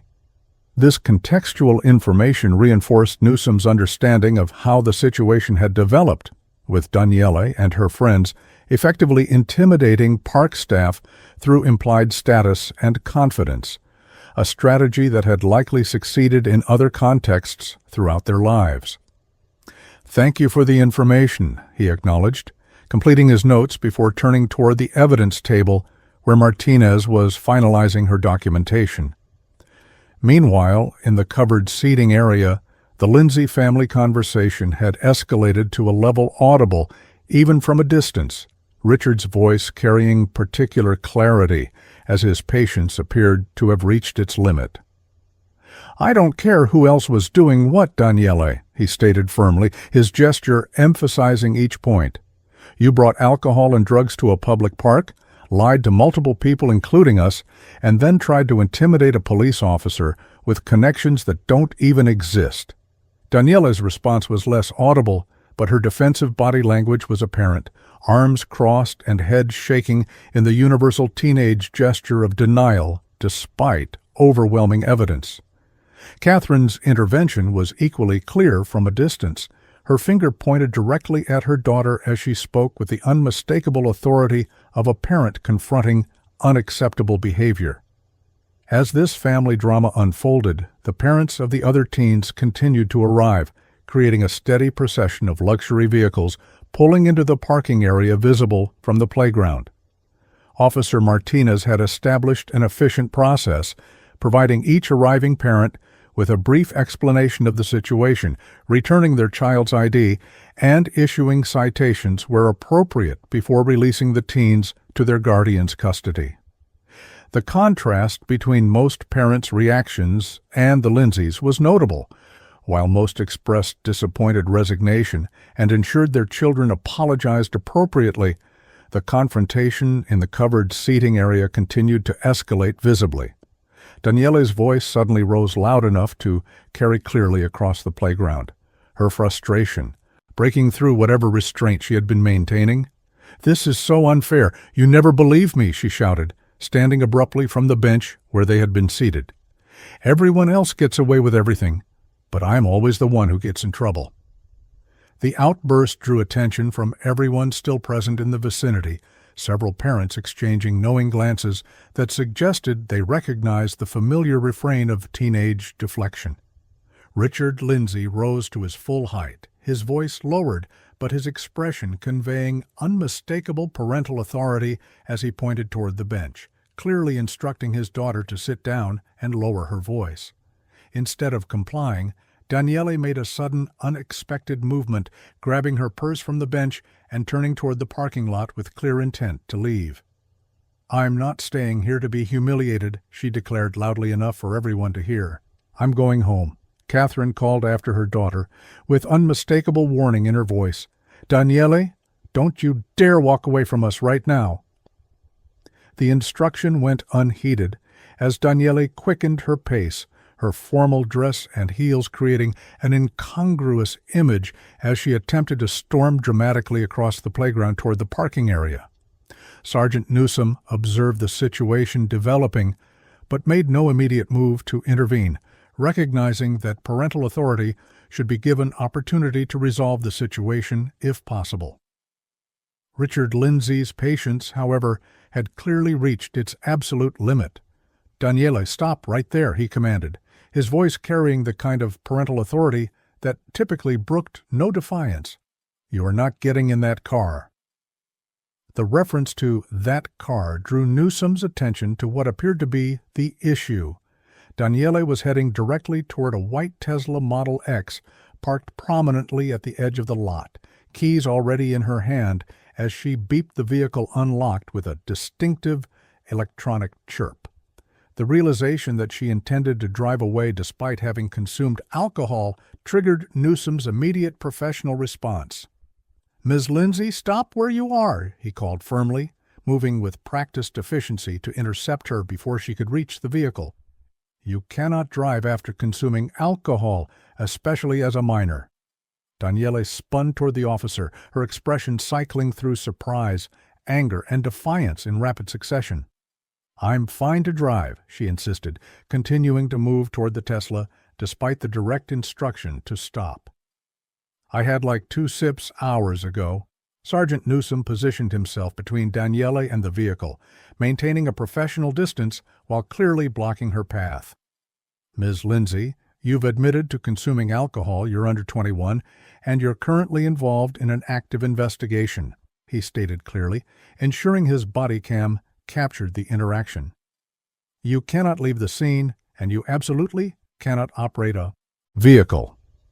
The clear boundary triggered what appeared to be a calculated decision in Daniela's expression, her chin lifting in the now familiar gesture of defiance as she raised her voice to ensure she would be heard by everyone present. "Don't touch me!" she shouted, despite Newsom making no move to physically restrain her. "Everyone witnessed this. He's threatening me." The theatrical nature of the outburst was obvious to everyone present, including several teens and parents who were still completing their processing with Officer Martinez.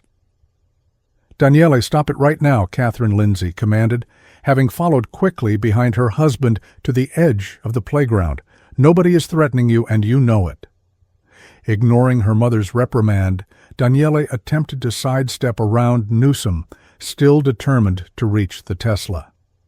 "This is false imprisonment," she declared loudly, continuing her performance of persecution despite its increasing disconnect from reality. "I'm being detained without cause."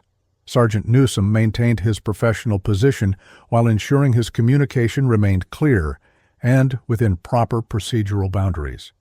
"Ms. Lindsay, you are not free to leave until we've completed processing the citations related to the violations we've observed," he explained calmly, his tone measured despite her escalating behavior. "Additionally, you cannot operate a vehicle after consuming alcohol, regardless of when you claim to have had your last drink." Richard Lindsay reached his daughter's side, his expression conveying unmistakable parental authority as he extended his hand palm up toward her.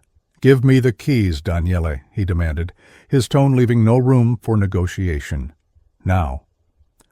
For a moment it appeared Daniele might comply with her father's direct instruction, her hand hesitating over the Tesla key fob.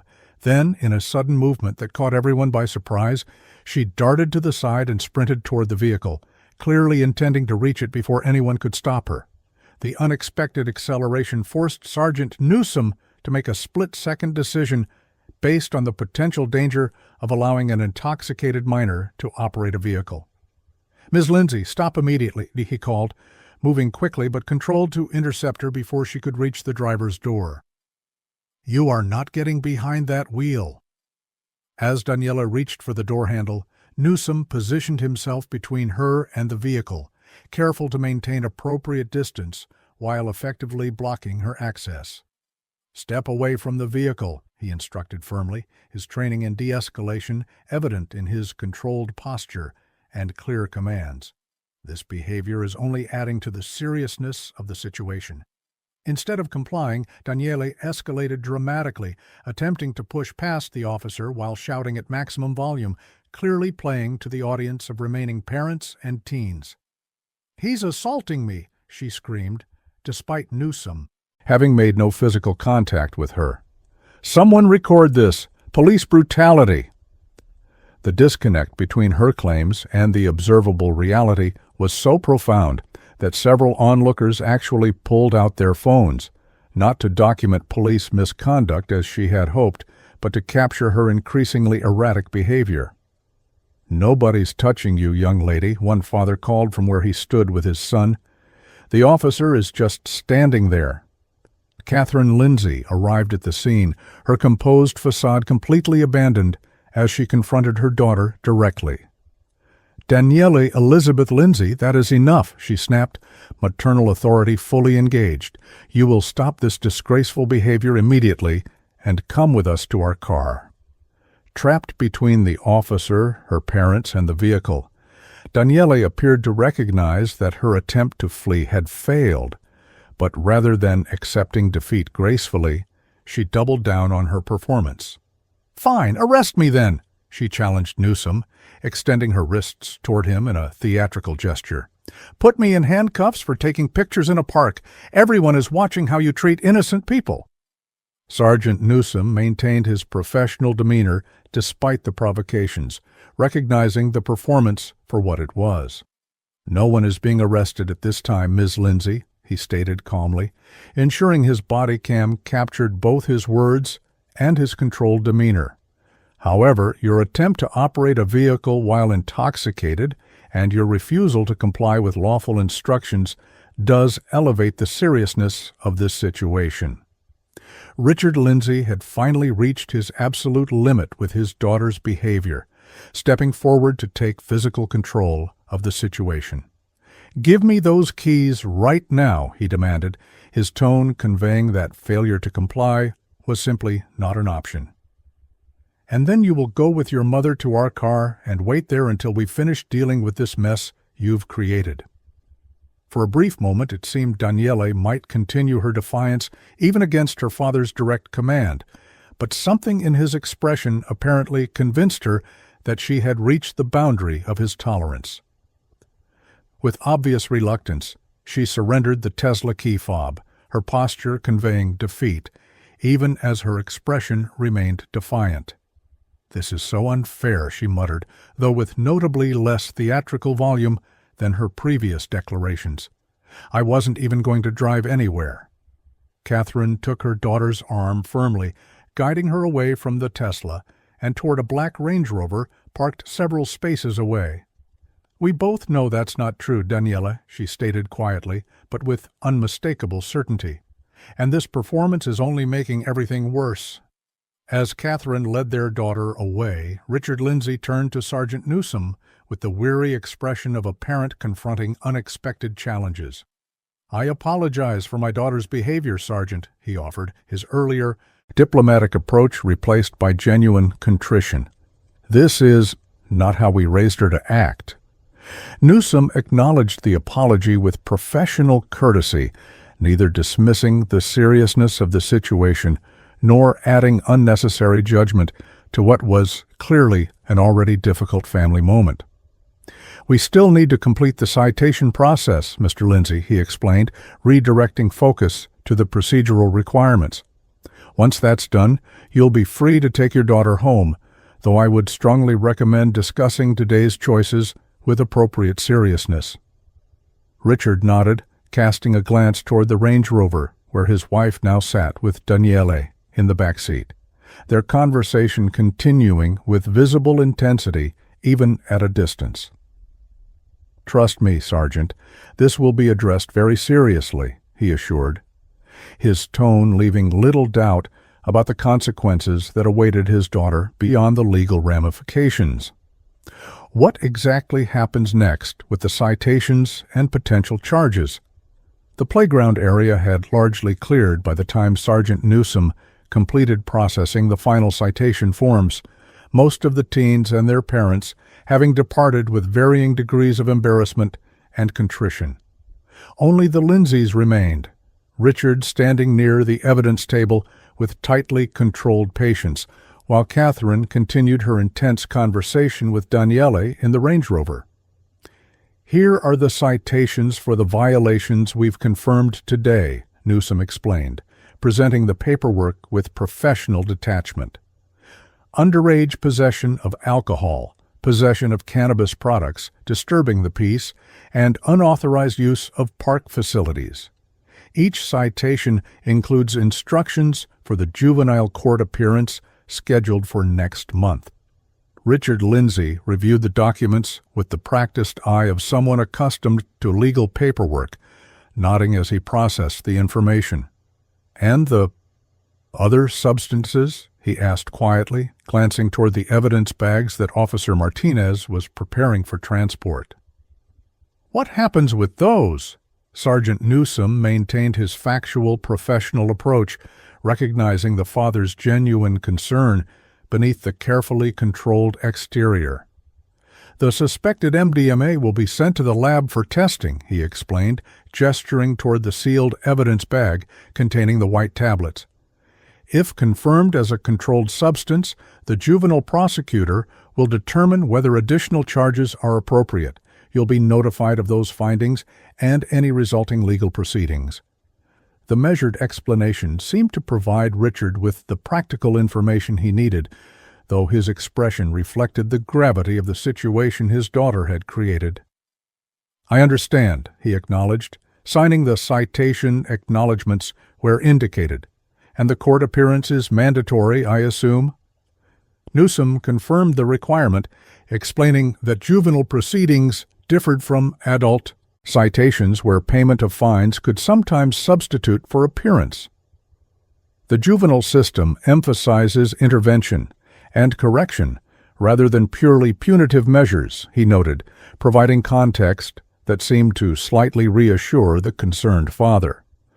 "First-time offenders typically receive structured consequences designed to address the behavior without creating permanent legal barriers to their future. This pragmatic explanation of the process seemed to align with Richard's practical approach to the situation, his nod conveying understanding, if not satisfaction, with the circumstances. "And what about this performance she put on with the live stream and false accusations?" he asked, lowering his voice slightly, though Daniele remained well out of earshot in the vehicle. "Does that complicate things?" The question reflected a parent's legitimate concern about how his daughter's dramatic behavior might impact the legal consequences she faced, and Newsome addressed it with appropriate seriousness. "My body cam was active throughout our interaction, documenting exactly what occurred," he explained, tapping the device on his chest. "The video record will speak for itself regarding the professionalism of our response and the accuracy of everyone's statements." Richard's expression suggested this information registered as both reassurance regarding fair treatment and concern about his daughter's documented behavior. "I see," he replied simply, though the two words carried complex implications. "When will that footage be available?" Sergeant Newsome explained the standard department procedure for body cam footage, noting that it would be preserved as evidence related to the citations and to potential charges. "It typically isn't released publicly unless there's a formal complaint filed about officer conduct or it becomes evidence in court proceedings," he added, providing the procedural context without speculation about specific outcomes. This explanation seemed to prompt a moment of decision in Richard's expression, his next question carefully measured. "And if someone were to file a complaint alleging misconduct during this incident?" he asked, his tone suggesting this was more than a hypothetical inquiry. What would happen then? The question revealed Richard's concern about potential aftermath beyond the immediate legal consequences, perhaps anticipating his daughter's continuing narrative of persecution despite the reality of the situation. If a formal complaint were filed, department policy requires a full review of all available evidence, including body cam footage, witness statements, and officer reports, Newsome explained, maintaining his professional approach without defensiveness. The complaint investigation would follow standard procedures, regardless of who filed it or what allegations were made. Richard nodded slowly, his expression suggesting he was processing implications beyond the officer's straightforward explanation. "I understand," he said finally, his gaze shifting toward the Range Rover, where his wife and daughter remained in what appeared to be an increasingly intense discussion. "I think we need to have a very serious family conversation about consequences and responsibility." As this exchange concluded, Officer Martinez approached with the final documentation, her professional demeanor matching Newsome's throughout the encounter. "All evidence has been properly logged and secured for transport, Sergeant," she reported, handing over the completed chain of custody forms. "The park supervisor has also provided written statements from 5 witnesses who observed the group's behavior throughout the morning." The thoroughness of the documentation appeared to register with Richard, whose expression reflected growing recognition of the seriousness of his daughter's situation beyond his initial assessment. "Is there anything else we need to address before taking our daughter home, officers?" he asked, his tone suggesting he was prepared for whatever additional procedures might be required. Newsome confirmed that the formal processing was complete, providing Richard with his contact information for any follow-up questions regarding the juvenile court process. "I would strongly recommend discussing the seriousness of today's choices with your daughter," he added, offering the perspective of someone who had seen similar situations play out countless times throughout his career, particularly regarding the attempt to operate a vehicle after consuming alcohol, which could have had far more serious consequences than citations. Richard accepted this professional advice with appropriate gravity, nodding his understanding as he gathered the citation paperwork. "That conversation has already begun," he acknowledged, glancing again toward the Range Rover, where Catherine appeared to be doing most of the talking, while Daniele sat with arms crossed in what looked like sullen resistance. And it will continue for quite some time. As Richard prepared to join his family and depart, Marcus Thompson approached with a final piece of official business from the park's perspective. "Mr. Lindsay, I need to inform you that your daughter and her friends will be restricted from unsupervised use of park facilities for the next 6 months," he explained, presenting a formal notice from the Parks Department. This is standard procedure following documented violations of park regulations, particularly those involving controlled substances or disruption of public access. The additional consequence seemed to register with Richard as yet another ripple effect of his daughter's choices, his expression conveying resignation rather than protest as he accepted the notice. "I understand completely," he acknowledged, folding the document alongside the citations he had already received. "Please convey our apologies to the families whose day was disrupted by this situation." With the official proceedings concluded, Richard walked toward the Range Rover with measured steps, his posture suggesting he was mentally preparing for the difficult family conversation that would continue once they left the park. As he opened the driver's door, Daniela's voice became briefly audible, her tone still carrying defiance despite the overwhelming evidence against her position. "It's completely unfair that I'm the only one getting in serious trouble when everyone was doing the same things," she insisted, though her mother's immediate response was lost as Richard closed the door behind him. Sergeant Newsom and Officer Martinez watched the vehicle depart, maintaining their professional demeanor until the Lindsays were completely out of sight. "Well, that was certainly an educational experience for someone," Martinez commented quietly, her expression suggesting skepticism about whether the lesson had actually registered with its intended recipient. "Though I'm not sure it was the right someone." Newsom nodded his agreement, beginning to gather their equipment as the incident finally concluded.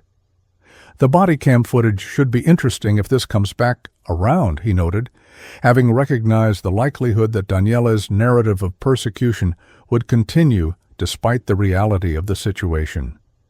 "Particularly the part where she claimed I caused her to drop her phone, while the video clearly shows no one was within 6 feet of her." Martinez raised an eyebrow, her expression conveying professional concern about potential aftermath. "You think they'll file a complaint?" she asked, clearly recognizing the pattern from similar encounters with privileged individuals throughout her career. Despite everything? Newsom considered the question seriously, reflecting on the family dynamics he had observed throughout the encounter. The parents seemed to recognize the reality of the situation, he assessed, recalling Richard Lindsay's apology and Catherine's visible frustration with their daughter's behavior. But the daughter seemed committed to her narrative regardless of contradictory evidence. "I'd say there's a 50-50 chance we haven't heard the end of this." As they completed their equipment collection and prepared to return to their vehicles, Rebecca Wilson approached from where she had been watching the conclusion of the incident while her twins finally enjoyed access to the playground equipment. "Officer, I just wanted to thank you for handling that situation," she offered sincerely, gesturing toward her children now happily climbing on the previously off-limit structures. "Those kids had been monopolizing everything since we got here this morning, and no one seemed willing to intervene until you arrived." The simple expression of gratitude provided a moment of perspective on the broader impact of their professional response, a reminder that behind Daniela's performance of persecution lay real community members whose legitimate access had been disrupted by her entitled behavior. "Just doing our job, ma'am," Newsom replied with professional modesty, though he appreciated the acknowledgement. "I'm glad your family can finally enjoy the park as intended." As Rebecca returned to her children, Marcus Thompson offered his own assessment of the situation while helping secure the last of the evidence bags. "We get incidents like this more often than you'd think," he admitted, his expression suggesting weary familiarity with entitled behavior in public spaces. "Though usually they at least try to hide the alcohol and drugs a bit better. Newsome nodded his understanding, having encountered similar patterns throughout his career across various contexts. Entitlement tends to breed a certain blindness to boundaries, he observed, keeping his comment professional rather than judgmental. They genuinely don't expect the rules to apply to them because they've experienced so many exceptions. With the scene finally secured and the paperwork completed, Sergeant Newsome and Officer Martinez departed Riverside Park, returning to their regular patrol duties with the professional focus that had characterized their approach throughout the incident. The playground quickly returned to its intended purpose, families with young children reclaiming the space that had been inappropriately monopolized for hours, the disruption fading into memory as the afternoon progressed. Meanwhile, across town in the exclusive Oaks-gated community, the Lindsay family's Range Rover pulled into the circular driveway of their colonial-style mansion, the vehicle's doors remaining closed for several long moments after the engine stopped, suggesting the difficult conversation begun at the park was continuing in the privacy of their car before entering the house, where staff might overhear. When they finally emerged, Richard's expression conveyed grim determination, while Catherine maintained the composed exterior expected of a woman in her social position despite the family crisis unfolding behind closed doors. Daniela exited last, her defiant posture visibly diminished, but not entirely abandoned, trailing behind her parents into the house where consequences beyond the legal system awaited her. The contrast between the playground, restored to its intended community purpose, and the private family drama unfolding behind the Lindsays' imposing front door represented the dual resolution paths triggered by Daniela's entitled behavior, public order restored in the shared space, while private consequences began within the family system that had fostered her sense of exception from communal rules. 3 days after the incident at Riverside Park, Sergeant Newsome sat at his desk in the precinct, reviewing reports from the weekend shift, when his supervisor, Lieutenant Reynolds, approached with an expression that immediately signaled unwelcome news. "David, we need to talk about the Lindsay incident from Saturday," he stated without preamble, gesturing toward his office with a subtle head tilt that suggested privacy would be required for the conversation. Newsome followed with professional composure, already anticipating the likely reason for the summons given his prediction to Officer Martinez about potential aftermath. The lieutenant's office door closed with a soft click, creating the controlled environment necessary for sensitive departmental discussions. "The Lindsays filed a formal complaint this morning," Reynolds confirmed, lifting a folder from his desk that presumably contained the documentation. "Allegations of harassment, excessive force, intimidation of a minor, and damage to personal property, the whole 9 yards. Despite having predicted this possibility, Newsome felt a ripple of professional concern at the scope of the allegations, particularly the claim of excessive force, when he had been meticulously careful to avoid physical contact throughout the entire encounter. "I maintained body cam activation throughout the incident, Lieutenant," he responded, his tone reflecting confidence in the documented reality versus the allegations. The footage should speak for itself regarding those claims. Reynolds nodded, his expression suggesting he had already reviewed at least portions of the evidence. "Tech is processing the full footage now," he confirmed, leaning back in his chair with a contemplative expression. "But that's not the only complication. The complaint wasn't filed by the parents." This unexpected detail caught Newsome's attention, his brow furrowing slightly as he processed the implications. "The daughter filed it independently?" he asked, recalling Daniela's continued resistance even as her parents appeared to recognize the legitimacy of the enforcement action. "Is that even possible, given that she's a minor?" The lieutenant's expression confirmed the unusual nature of the situation they were facing. "That's where it gets interesting," he explained, opening the folder to reference the specific details. The complaint was filed by one James Harris, attorney at law, identifying himself as Ms. Lindsay's legal representative. He's claiming his niece's civil rights were violated and demanding immediate review of all evidence along with officer discipline. The mention of the uncle, the very same attorney who had instructed Daniele to comply with Newsom's lawful instructions during their phone conversation at the park, represented an unexpected twist that momentarily left the sergeant searching for an explanation. "That can't be right," he responded, recalling the specifics of the speakerphone conversation that had been captured on his body cam. Her uncle, James Harris, told her to cooperate with us when she called him from the scene. He specifically said he wasn't that kind of lawyer and that she should stop acting foolish. Reynolds raised an eyebrow, clearly intrigued by this contradictory information. "Are you certain it was the same person?" he asked, flipping through the complaint documentation. The filing attorney is identified as James Harris, partner at Keller and Associates, specializing in civil rights litigation. Newsom nodded with absolute certainty, recalling the specific details of the interaction. "That's the firm name she mentioned, but she claimed he was a partner who could threaten my job," he confirmed, the inconsistency becoming increasingly curious. When he actually spoke to me, he identified himself as James Harris, apologized for his niece's behavior, and told her to comply with our instructions. He definitely did not present himself as a civil rights attorney. The lieutenant made notes on this discrepancy, his expression suggesting he recognized its potential significance. "That should be verifiable from your body cam footage," he acknowledged, adding the detail to what appeared to be a growing list of inconsistencies. Which brings me to another interesting element of this complaint. It specifically alleges that you caused Ms. Lindsay to fall and damage her phone by, and I quote, "aggressive intimidation and invasion of personal space," yet claims this occurred before you activated your body cam.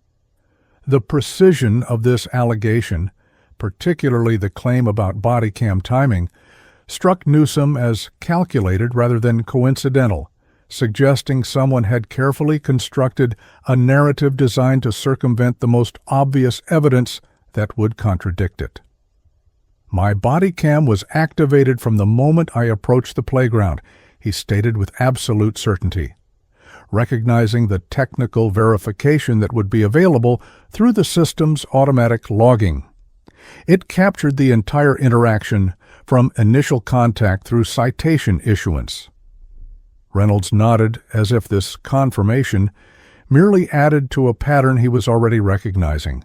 "The tech department confirms your camera activated at 14:48:37 and remained active until 17:22:15 without interruption," he confirmed, referencing a preliminary report in the folder, which makes the specific claim about pre-activation incidents particularly interesting from an investigative perspective. The careful phrasing suggested the lieutenant had already identified potential concerns about the veracity of the complaint itself, rather than the conduct it alleged. "Has anyone spoken with the parents about this filing?" Newsom asked, recalling Richard Lindsay's apparent recognition of his daughter's responsibility at the conclusion of the incident. Their perspective on Saturday seemed significantly different from what this complaint suggests. The question prompted a knowing look from Reynolds, who tapped a separate document in the folder. "That's where things get even more interesting," he replied, his tone suggesting professional curiosity rather than concern. "We followed standard procedure and contacted the parents as legal guardians of a minor involved in a complaint. Richard Lindsay expressed complete surprise when informed of the filing, stating explicitly that neither he nor his wife had authorized legal representation for their daughter regarding this incident."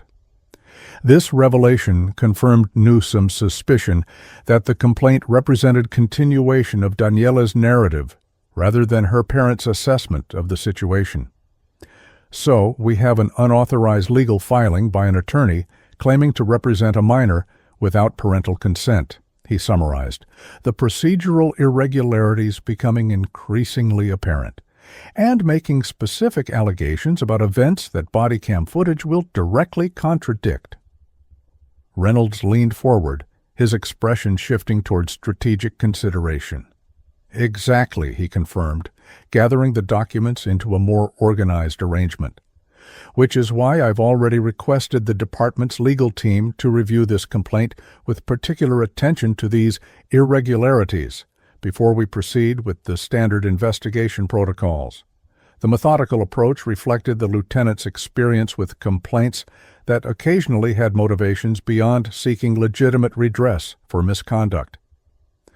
"What's the next step from my perspective?" Newsome asked, focusing on his professional responsibilities while the broader procedural questions were addressed at the departmental level. "Should I prepare a supplemental report regarding the inconsistencies I've noted?" The lieutenant considered this question with appropriate seriousness, weighing the procedural requirements against potential complications.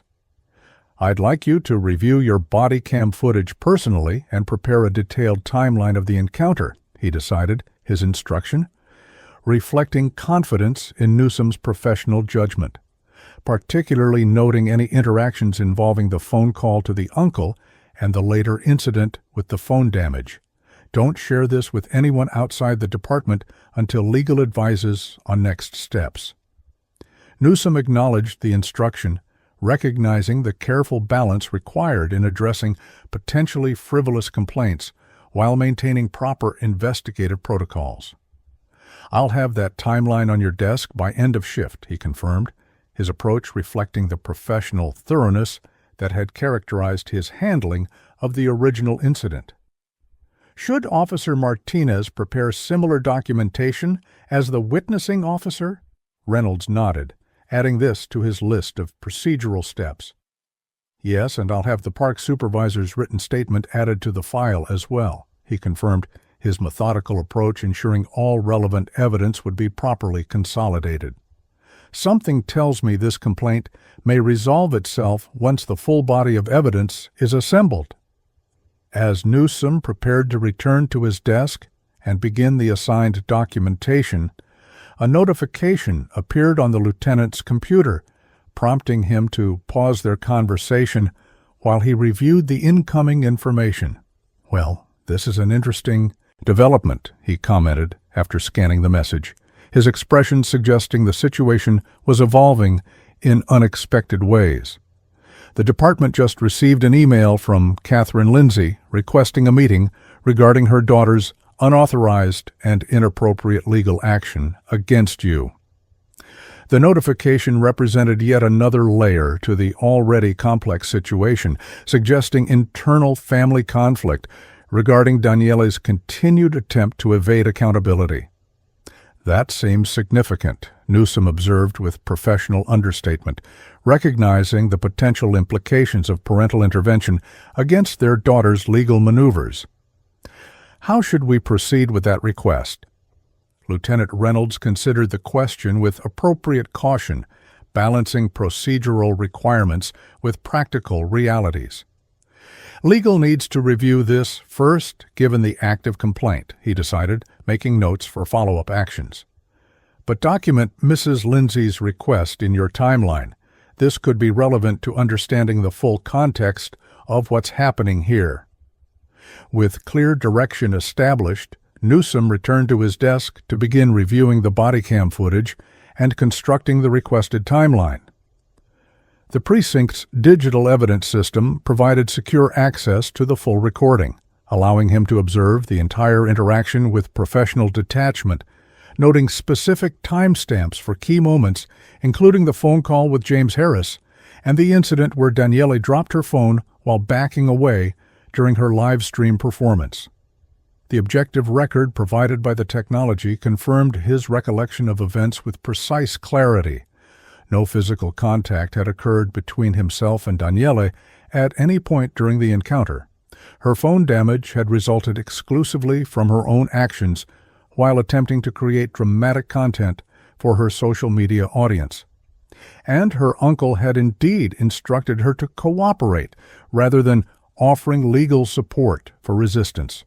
As Newsome completed his detailed timeline, Officer Martinez approached his desk with her own documentation, having been briefed by the lieutenant on the situation. "Just finished my statement," she reported, her expression suggesting professional concern about the allegations. "This complaint is completely disconnected from what actually happened at the park." Newsom nodded his agreement, the objective evidence having confirmed their shared recollection of the encounter. "The body cam footage contradicts every substantive allegation," he confirmed, finalizing his timeline with methodical precision. "But the specific claim about pre-activation incidents suggests someone is trying to create just enough room for doubt to make this complicated." Martinez's expression reflected professional recognition of the tactical nature of the complaint's construction. "Classic approach for frivolous claims," she observed, her experience in similar situations evident in her assessment. "Make allegations about moments just outside the documented time frame, hoping to create enough uncertainty for leverage."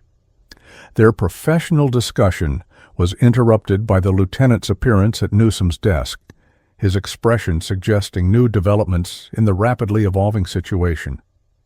"I just got off the phone with Richard Lindsay," he reported, keeping his voice appropriately moderated for the open office environment. "He's requesting to view the body cam footage with his wife before deciding how to proceed regarding their daughter's unauthorized legal action." This request represented a potentially significant shift in the family's approach to the situation, suggesting the parents were seeking objective evidence rather than relying on their daughter's narrative. "What did legal advise regarding that request?" Newsom asked, recognizing the procedural considerations involved in releasing evidence during an active complaint investigation. Reynolds's response reflected the complex balancing of interests at play.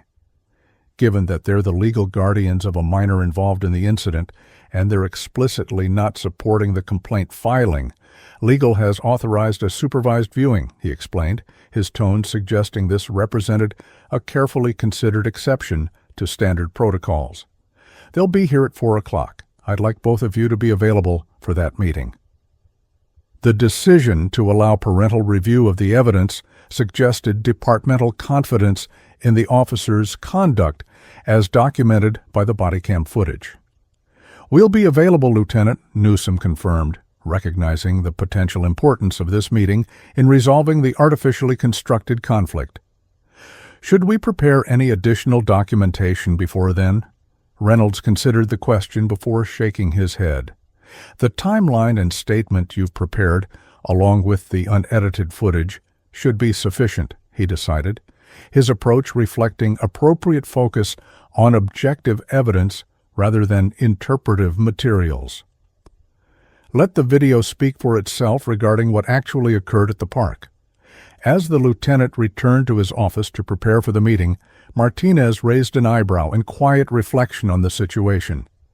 "Something tells me this viewing isn't going to go well for Daniele's version of events," she observed, her assessment based on the clear discrepancies between the allegations and the documented reality, especially if her parents are already questioning the filing itself.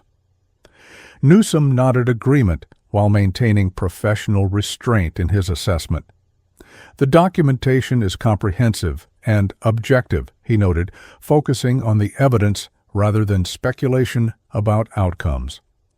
"Whatever happens next will be based on the reality of what occurred rather than narratives constructed afterward." The remainder of the afternoon passed with standard departmental activities, reports completed, and calls addressed, with the professional focus that characterized the precinct's operations regardless of pending investigations or meetings. At precisely 4 o'clock, the front desk notified Lieutenant Reynolds that Richard and Catherine Lindsay had arrived for their appointment, their prompt appearance suggesting the seriousness with which they were approaching the situation. The conference room had been prepared with appropriate professional formality, the department's legal representative joining Lieutenant Reynolds, Sergeant Newsom, and Officer Martinez to ensure proper protocols were observed during the evidence review. When Richard and Catherine Lindsay were escorted in, their expressions conveyed the gravity with which they viewed the situation, composed but visibly concerned, with none of the combative energy that might have been expected if they shared their daughter's perspective on the incident. "Mr. and Mrs. Lindsay, thank you for coming," Lieutenant Reynolds began, handling the introductions with professional courtesy. "As requested, we've prepared the complete unedited body cam footage from Saturday's incident at Riverside Park for your review. Before we proceed, our legal department requires confirmation that you understand this viewing is being provided because you are the legal guardians of a minor involved in the incident, and that the footage remains confidential evidence in an ongoing investigation." Richard nodded his understanding, his demeanor suggesting the serious businessman rather than aggrieved parent. "We understand completely, Lieutenant," he confirmed, glancing briefly at his wife, who nodded her agreement. "We appreciate the department's willingness to accommodate our request under these unusual circumstances." With formalities addressed, the department's legal representative, Ms. Harmon, provided additional context before the viewing began. "I should note that we've received a formal complaint regarding this incident filed by attorney James Harris, who claims to represent your daughter," she explained, watching their reactions carefully.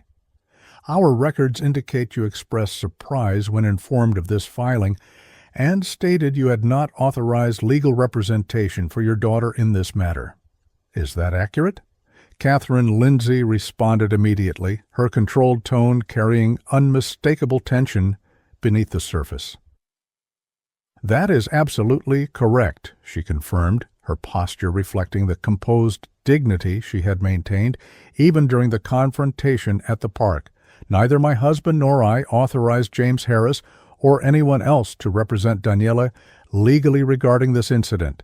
In fact, we were completely unaware of any complaint being filed until your department contacted us." This clear confirmation of the unauthorized nature of the complaint filing was noted by Ms. Harmon, who made a brief entry in her legal pad before continuing. "For clarity, do you know James Harris personally? The complaint identifies him as your daughter's uncle." Richard and Catherine exchanged a brief glance before Richard responded with evident confusion.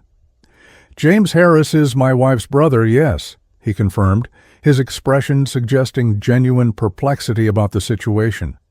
"But he's a patent attorney who specializes in intellectual property law, not civil rights litigation, as the complaint apparently claims. And he was at a charity golf tournament on Saturday when this incident occurred." This confirmation of the family relationship, while contradicting the claimed legal specialty, added another layer to the emerging pattern of misrepresentation. "Your daughter called someone she identified as her Uncle James during the incident," Sergeant Newsom noted, maintaining professional neutrality in his observation. "That conversation is captured on the body cam footage you'll be viewing." Catherine's expression reflected growing concern as these details accumulated, suggesting she was piecing together a troubling picture of her daughter's actions beyond what they had already addressed. "We're very interested in seeing that portion of the recording," she stated, her composed exterior barely containing what appeared to be genuine parental distress at the situation.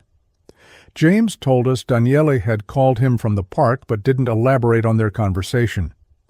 With these preliminary clarifications established, Lieutenant Reynolds initiated the body cam playback on the conference room's secure monitor, the high-definition footage beginning at the moment Sergeant Newsom approached the playground area at Riverside Park. The unedited recording proceeded chronologically, capturing every interaction from the initial contact through the final citation issuance without commentary from the officers present, allowing the Lindsays to observe the objective record without interpretive influence. As the footage reached the point where Daniele first mentioned her uncle, claiming he was a partner who specialized in cases against police, Catherine's composed expression noticeably tightened, her hands clasping more firmly in her lap. When the actual phone call occurred, with James Harris clearly instructing his niece to cooperate and stating explicitly that he was not that kind of lawyer. Richard closed his eyes briefly in what appeared to be pained recognition of his daughter's deliberate misrepresentations. The recording continued through the escalating confrontations, Daniela's increasingly theatrical performance of persecution contrasting sharply with Sergeant Newsom's consistent professionalism and restraint. When the footage reached the moment where she began live streaming while backing away from her father and subsequently dropped her phone, Catherine's composure briefly faltered, her hand rising to cover her mouth in evident dismay at her daughter's behavior. Throughout the nearly 2-hour recording, neither parent interrupted or questioned what they were seeing, their focused attention suggesting they were processing the objective evidence with appropriate seriousness. When the footage concluded with their departure from the park, Lieutenant Reynolds paused the playback and allowed a moment of silence for them to collect their thoughts before proceeding. "That is the complete, unedited recording from Sergeant Newsom's body cam," he confirmed, his tone professionally neutral, despite the obvious discrepancies between the documented reality and the allegations in the complaint. "Do you have any questions about what you've observed?" Richard and Catherine exchanged a long look that seemed to contain an entire private conversation before Richard turned back to address the officers. "I believe we have a very clear understanding of what actually occurred," he stated, his tone carrying the weight of parental recognition regarding uncomfortable truths. "And it appears significantly different from what our daughter has been claiming happened." Catherine's professional composure had returned, though her expression conveyed the emotional complexity beneath her controlled exterior. "The complaint alleges that Sergeant Newsom caused Danielle to fall and damage her phone through intimidation and aggressive behavior," she noted, referencing the specific allegation they had been informed of earlier. "The video clearly shows she was backing away while filming herself, with no officer within several feet of her when she stumbled and dropped the device." The objective acknowledgement of this discrepancy reflected the Lindsays' willingness to recognize reality, despite whatever narrative their daughter had constructed. The complaint also claims this occurred before body cam activation, Ms. Harmon added, providing the complete context of the allegation. However, as you've seen, the entire interaction from initial approach through citation issuance is captured in the recording. Richard nodded, his expression suggesting this detail merely confirmed a pattern he was already recognizing. The complaint appears to be deliberately constructed to avoid direct contradiction by creating alleged events outside the documented time frame, he observed, his analytical approach reflecting his professional background, a tactic that would be unnecessary if the allegations were truthful. This assessment aligned with the department's preliminary analysis of the complaint's construction, though no one explicitly confirmed this connection. "There's also the matter of unauthorized legal representation," Ms. Harmon noted, returning to the procedural irregularity that had initiated the meeting. "As legal guardians of a minor, you have the authority to determine who may represent your daughter in legal matters." Catherine straightened in her chair, her decision clearly already made regarding this issue. "We absolutely did not authorize James or anyone else to file a complaint or claim legal representation of our daughter in this matter," she stated firmly, her tone leaving no room for ambiguity. "I would like to know what options are available to us regarding the unauthorized filing." Ms. Harmon outlined the procedural options with professional clarity, explaining that, as legal guardians, they could formally notify the department of the unauthorized representation and request withdrawal of the complaint. "Additionally, you may wish to address this matter directly with the attorney who filed the unauthorized action," she added, providing comprehensive information without directing their decision. The Bar Association has specific ethical guidelines regarding representation of minors without guardian consent. Richard's expression suggested he was already considering these options and potentially additional steps beyond what had been outlined. "We'll be addressing this matter comprehensively," he confirmed, exchanging another meaningful glance with his wife that suggested aligned determination, both with the department and with James directly. With the evidentiary review complete and initial next steps established, Lieutenant Reynolds shifted focus to the underlying juvenile citations that remained valid regardless of the complaint's status. "The citations issued to your daughter still require the scheduled juvenile court appearance," he reminded them, ensuring all aspects of the situation were clearly addressed. "That process continues independently of any complaint resolution." Catherine nodded her understanding, her expression suggesting the court appearance was already incorporated into their approach to the situation. "We're well aware of the court date and will ensure Daniele appears as required," she confirmed, her tone reflecting parental acceptance of consequences rather than continued resistance. "We believe it's important that she face the appropriate legal process for her actions." This acknowledgement of the validity of the enforcement action represented significant contrast to Daniela's continued narrative of persecution, suggesting the parents had reached very different conclusions about the incident based on objective evidence. "Is there anything else you'd like to address regarding the incident before we conclude this meeting?" Lieutenant Reynolds asked, providing opportunity for any remaining questions or concerns to be expressed.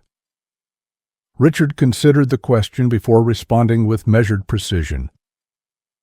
"I would like to formally apologize for my daughter's behavior toward your officers," he stated, his tone carrying genuine contrition rather than diplomatic performance.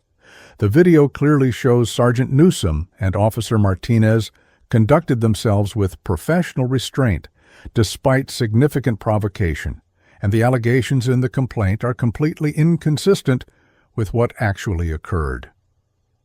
The apology reflected personal accountability that contrasted sharply with the narrative of victimhood that had characterized Daniele's approach to the situation. "We appreciate your willingness to review the evidence objectively," Newsom responded, maintaining professional courtesy while acknowledging the difficult position they faced as parents. "Juvenile incidents often present opportunities for important life lessons about choices and consequences." Catherine's expression suggested this perspective resonated with her own thoughts on the situation. "Rest assured, those lessons are being addressed within our family," she stated, her tone carrying the unmistakable certainty of parental authority, fully engaged. "Daniele's actions at the park and afterward reflect values we have neither taught nor tolerated, and there will be appropriate consequences beyond whatever the court determines." With all substantive matters addressed, the meeting concluded with professional courtesy, the Lindsays departing with expressions that suggested difficult family conversations awaited upon their return home. After their departure, the departmental team remained briefly to discuss next steps regarding the complaint investigation. "I think we can anticipate formal withdrawal of the complaint," Ms. Harmon assessed, gathering her materials with efficient movements. The parents' reaction to the body cam footage was unambiguous, and they clearly understand the implications of unauthorized representation. Lieutenant Reynolds nodded agreement, his expression reflecting satisfied professionalism rather than vindication. "Process the standard documentation regarding today's meeting," he instructed, maintaining proper procedural attention despite the likely resolution. "We'll proceed with the investigation protocol until formal withdrawal is received, rather than assuming any particular outcome." This methodical approach reflected the department's commitment to proper procedure regardless of circumstances, a professional standard that Sergeant Newsom and Officer Martinez had maintained throughout the original incident despite Daniele's provocations. As the meeting dispersed, Newsom returned to his regular duties with the quiet satisfaction of knowing the objective evidence had supported his professional conduct against unfounded allegations. 2 days later, the predicted resolution materialized in the form of formal notification from the Lindsays withdrawing the complaint and explicitly revoking any claimed authorization for legal representation of their daughter regarding the incident. The document included a personal note from Richard Lindsay expressing appreciation for the department's professionalism and apologizing again for the inappropriate allegations.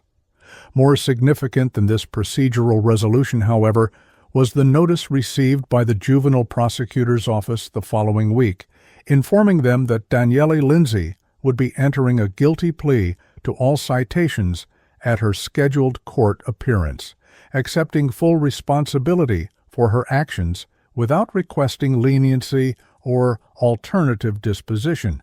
The juvenile court judge, after reviewing the case documentation and noting the acceptance of responsibility, sentenced Daniele to 100 hours of community service, mandatory substance abuse education, and a 6-month probationary period during which she would be subject to random drug testing. Additionally, the court ordered her to write formal letters of apology to the park department and the families whose day had been disrupted by her behavior. These official consequences were reportedly supplemented by parental actions that included suspension of social media privileges, community service beyond the court-ordered hours, and mandatory counseling to address the entitlement issues that had contributed to her behavior. According to park staff who later encountered the family, Catherine Lindsay personally supervised her daughter's additional community service hours at Riverside Park, ensuring she experienced the full impact of her choices in the very location where they had occurred. The body cam footage, which had remained confidential throughout the official proceedings, was never publicly released due to juvenile privacy protections. However, Park Supervisor Marcus Thompson later reported that Daniele's live stream from that day, which had captured her own behavior in damning detail without the context she had intended, had spread widely among her school peers, creating natural social consequences that no court could have imposed. 6 months after the incident, during a routine community policing event at a local high school, Sergeant Newsom was approached by a significantly subdued Daniele Lindsay, who offered a brief but apparently sincere apology for her behavior and the false allegations. The brief exchange, witnessed by several teachers and students, represented the final resolution of an incident that had begun with entitled defiance and concluded with reluctant but genuine accountability, a trajectory that Sergeant Newsom had observed countless times throughout his career as justice eventually found its path, despite temporary obstructions created by privilege and performance. For the officers involved, the incident became merely one among many similar encounters documented in their professional experience, a reminder of the importance of body cam technology, proper procedure, and consistent professionalism in an era where social media narratives often competed with objective reality. For Daniele Lindsay, however, the consequences of that Saturday afternoon in May represented a profound disruption to her previously unchallenged sense of exception from communal rules, a necessary if uncomfortable introduction to the reality that privilege could shield one from many things, but not ultimately from accountability for choices made in full awareness of their impropriety. The playground at Riverside Park continued its intended function as a shared community space where families gathered, children played, and the basic social contract of consideration for others generally prevailed. The brief disruption caused by Daniele's entitled behavior faded into institutional memory, preserved primarily in departmental records and the professional experience of those who had restored order when community standards had been deliberately disregarded in pursuit of personal entertainment and social media performance. In the end, the system had worked as intended, not perfectly, not without challenge, but with eventual restoration of both order and accountability. The wheels of justice had turned not with vindictive force, but with measured, appropriate consequences designed to correct rather than merely punish, a resolution that reflected the underlying purpose of both law enforcement and juvenile justice systems, when functioning as designed rather than corrupted by the very privilege that Daniele had attempted to weaponize in her defense.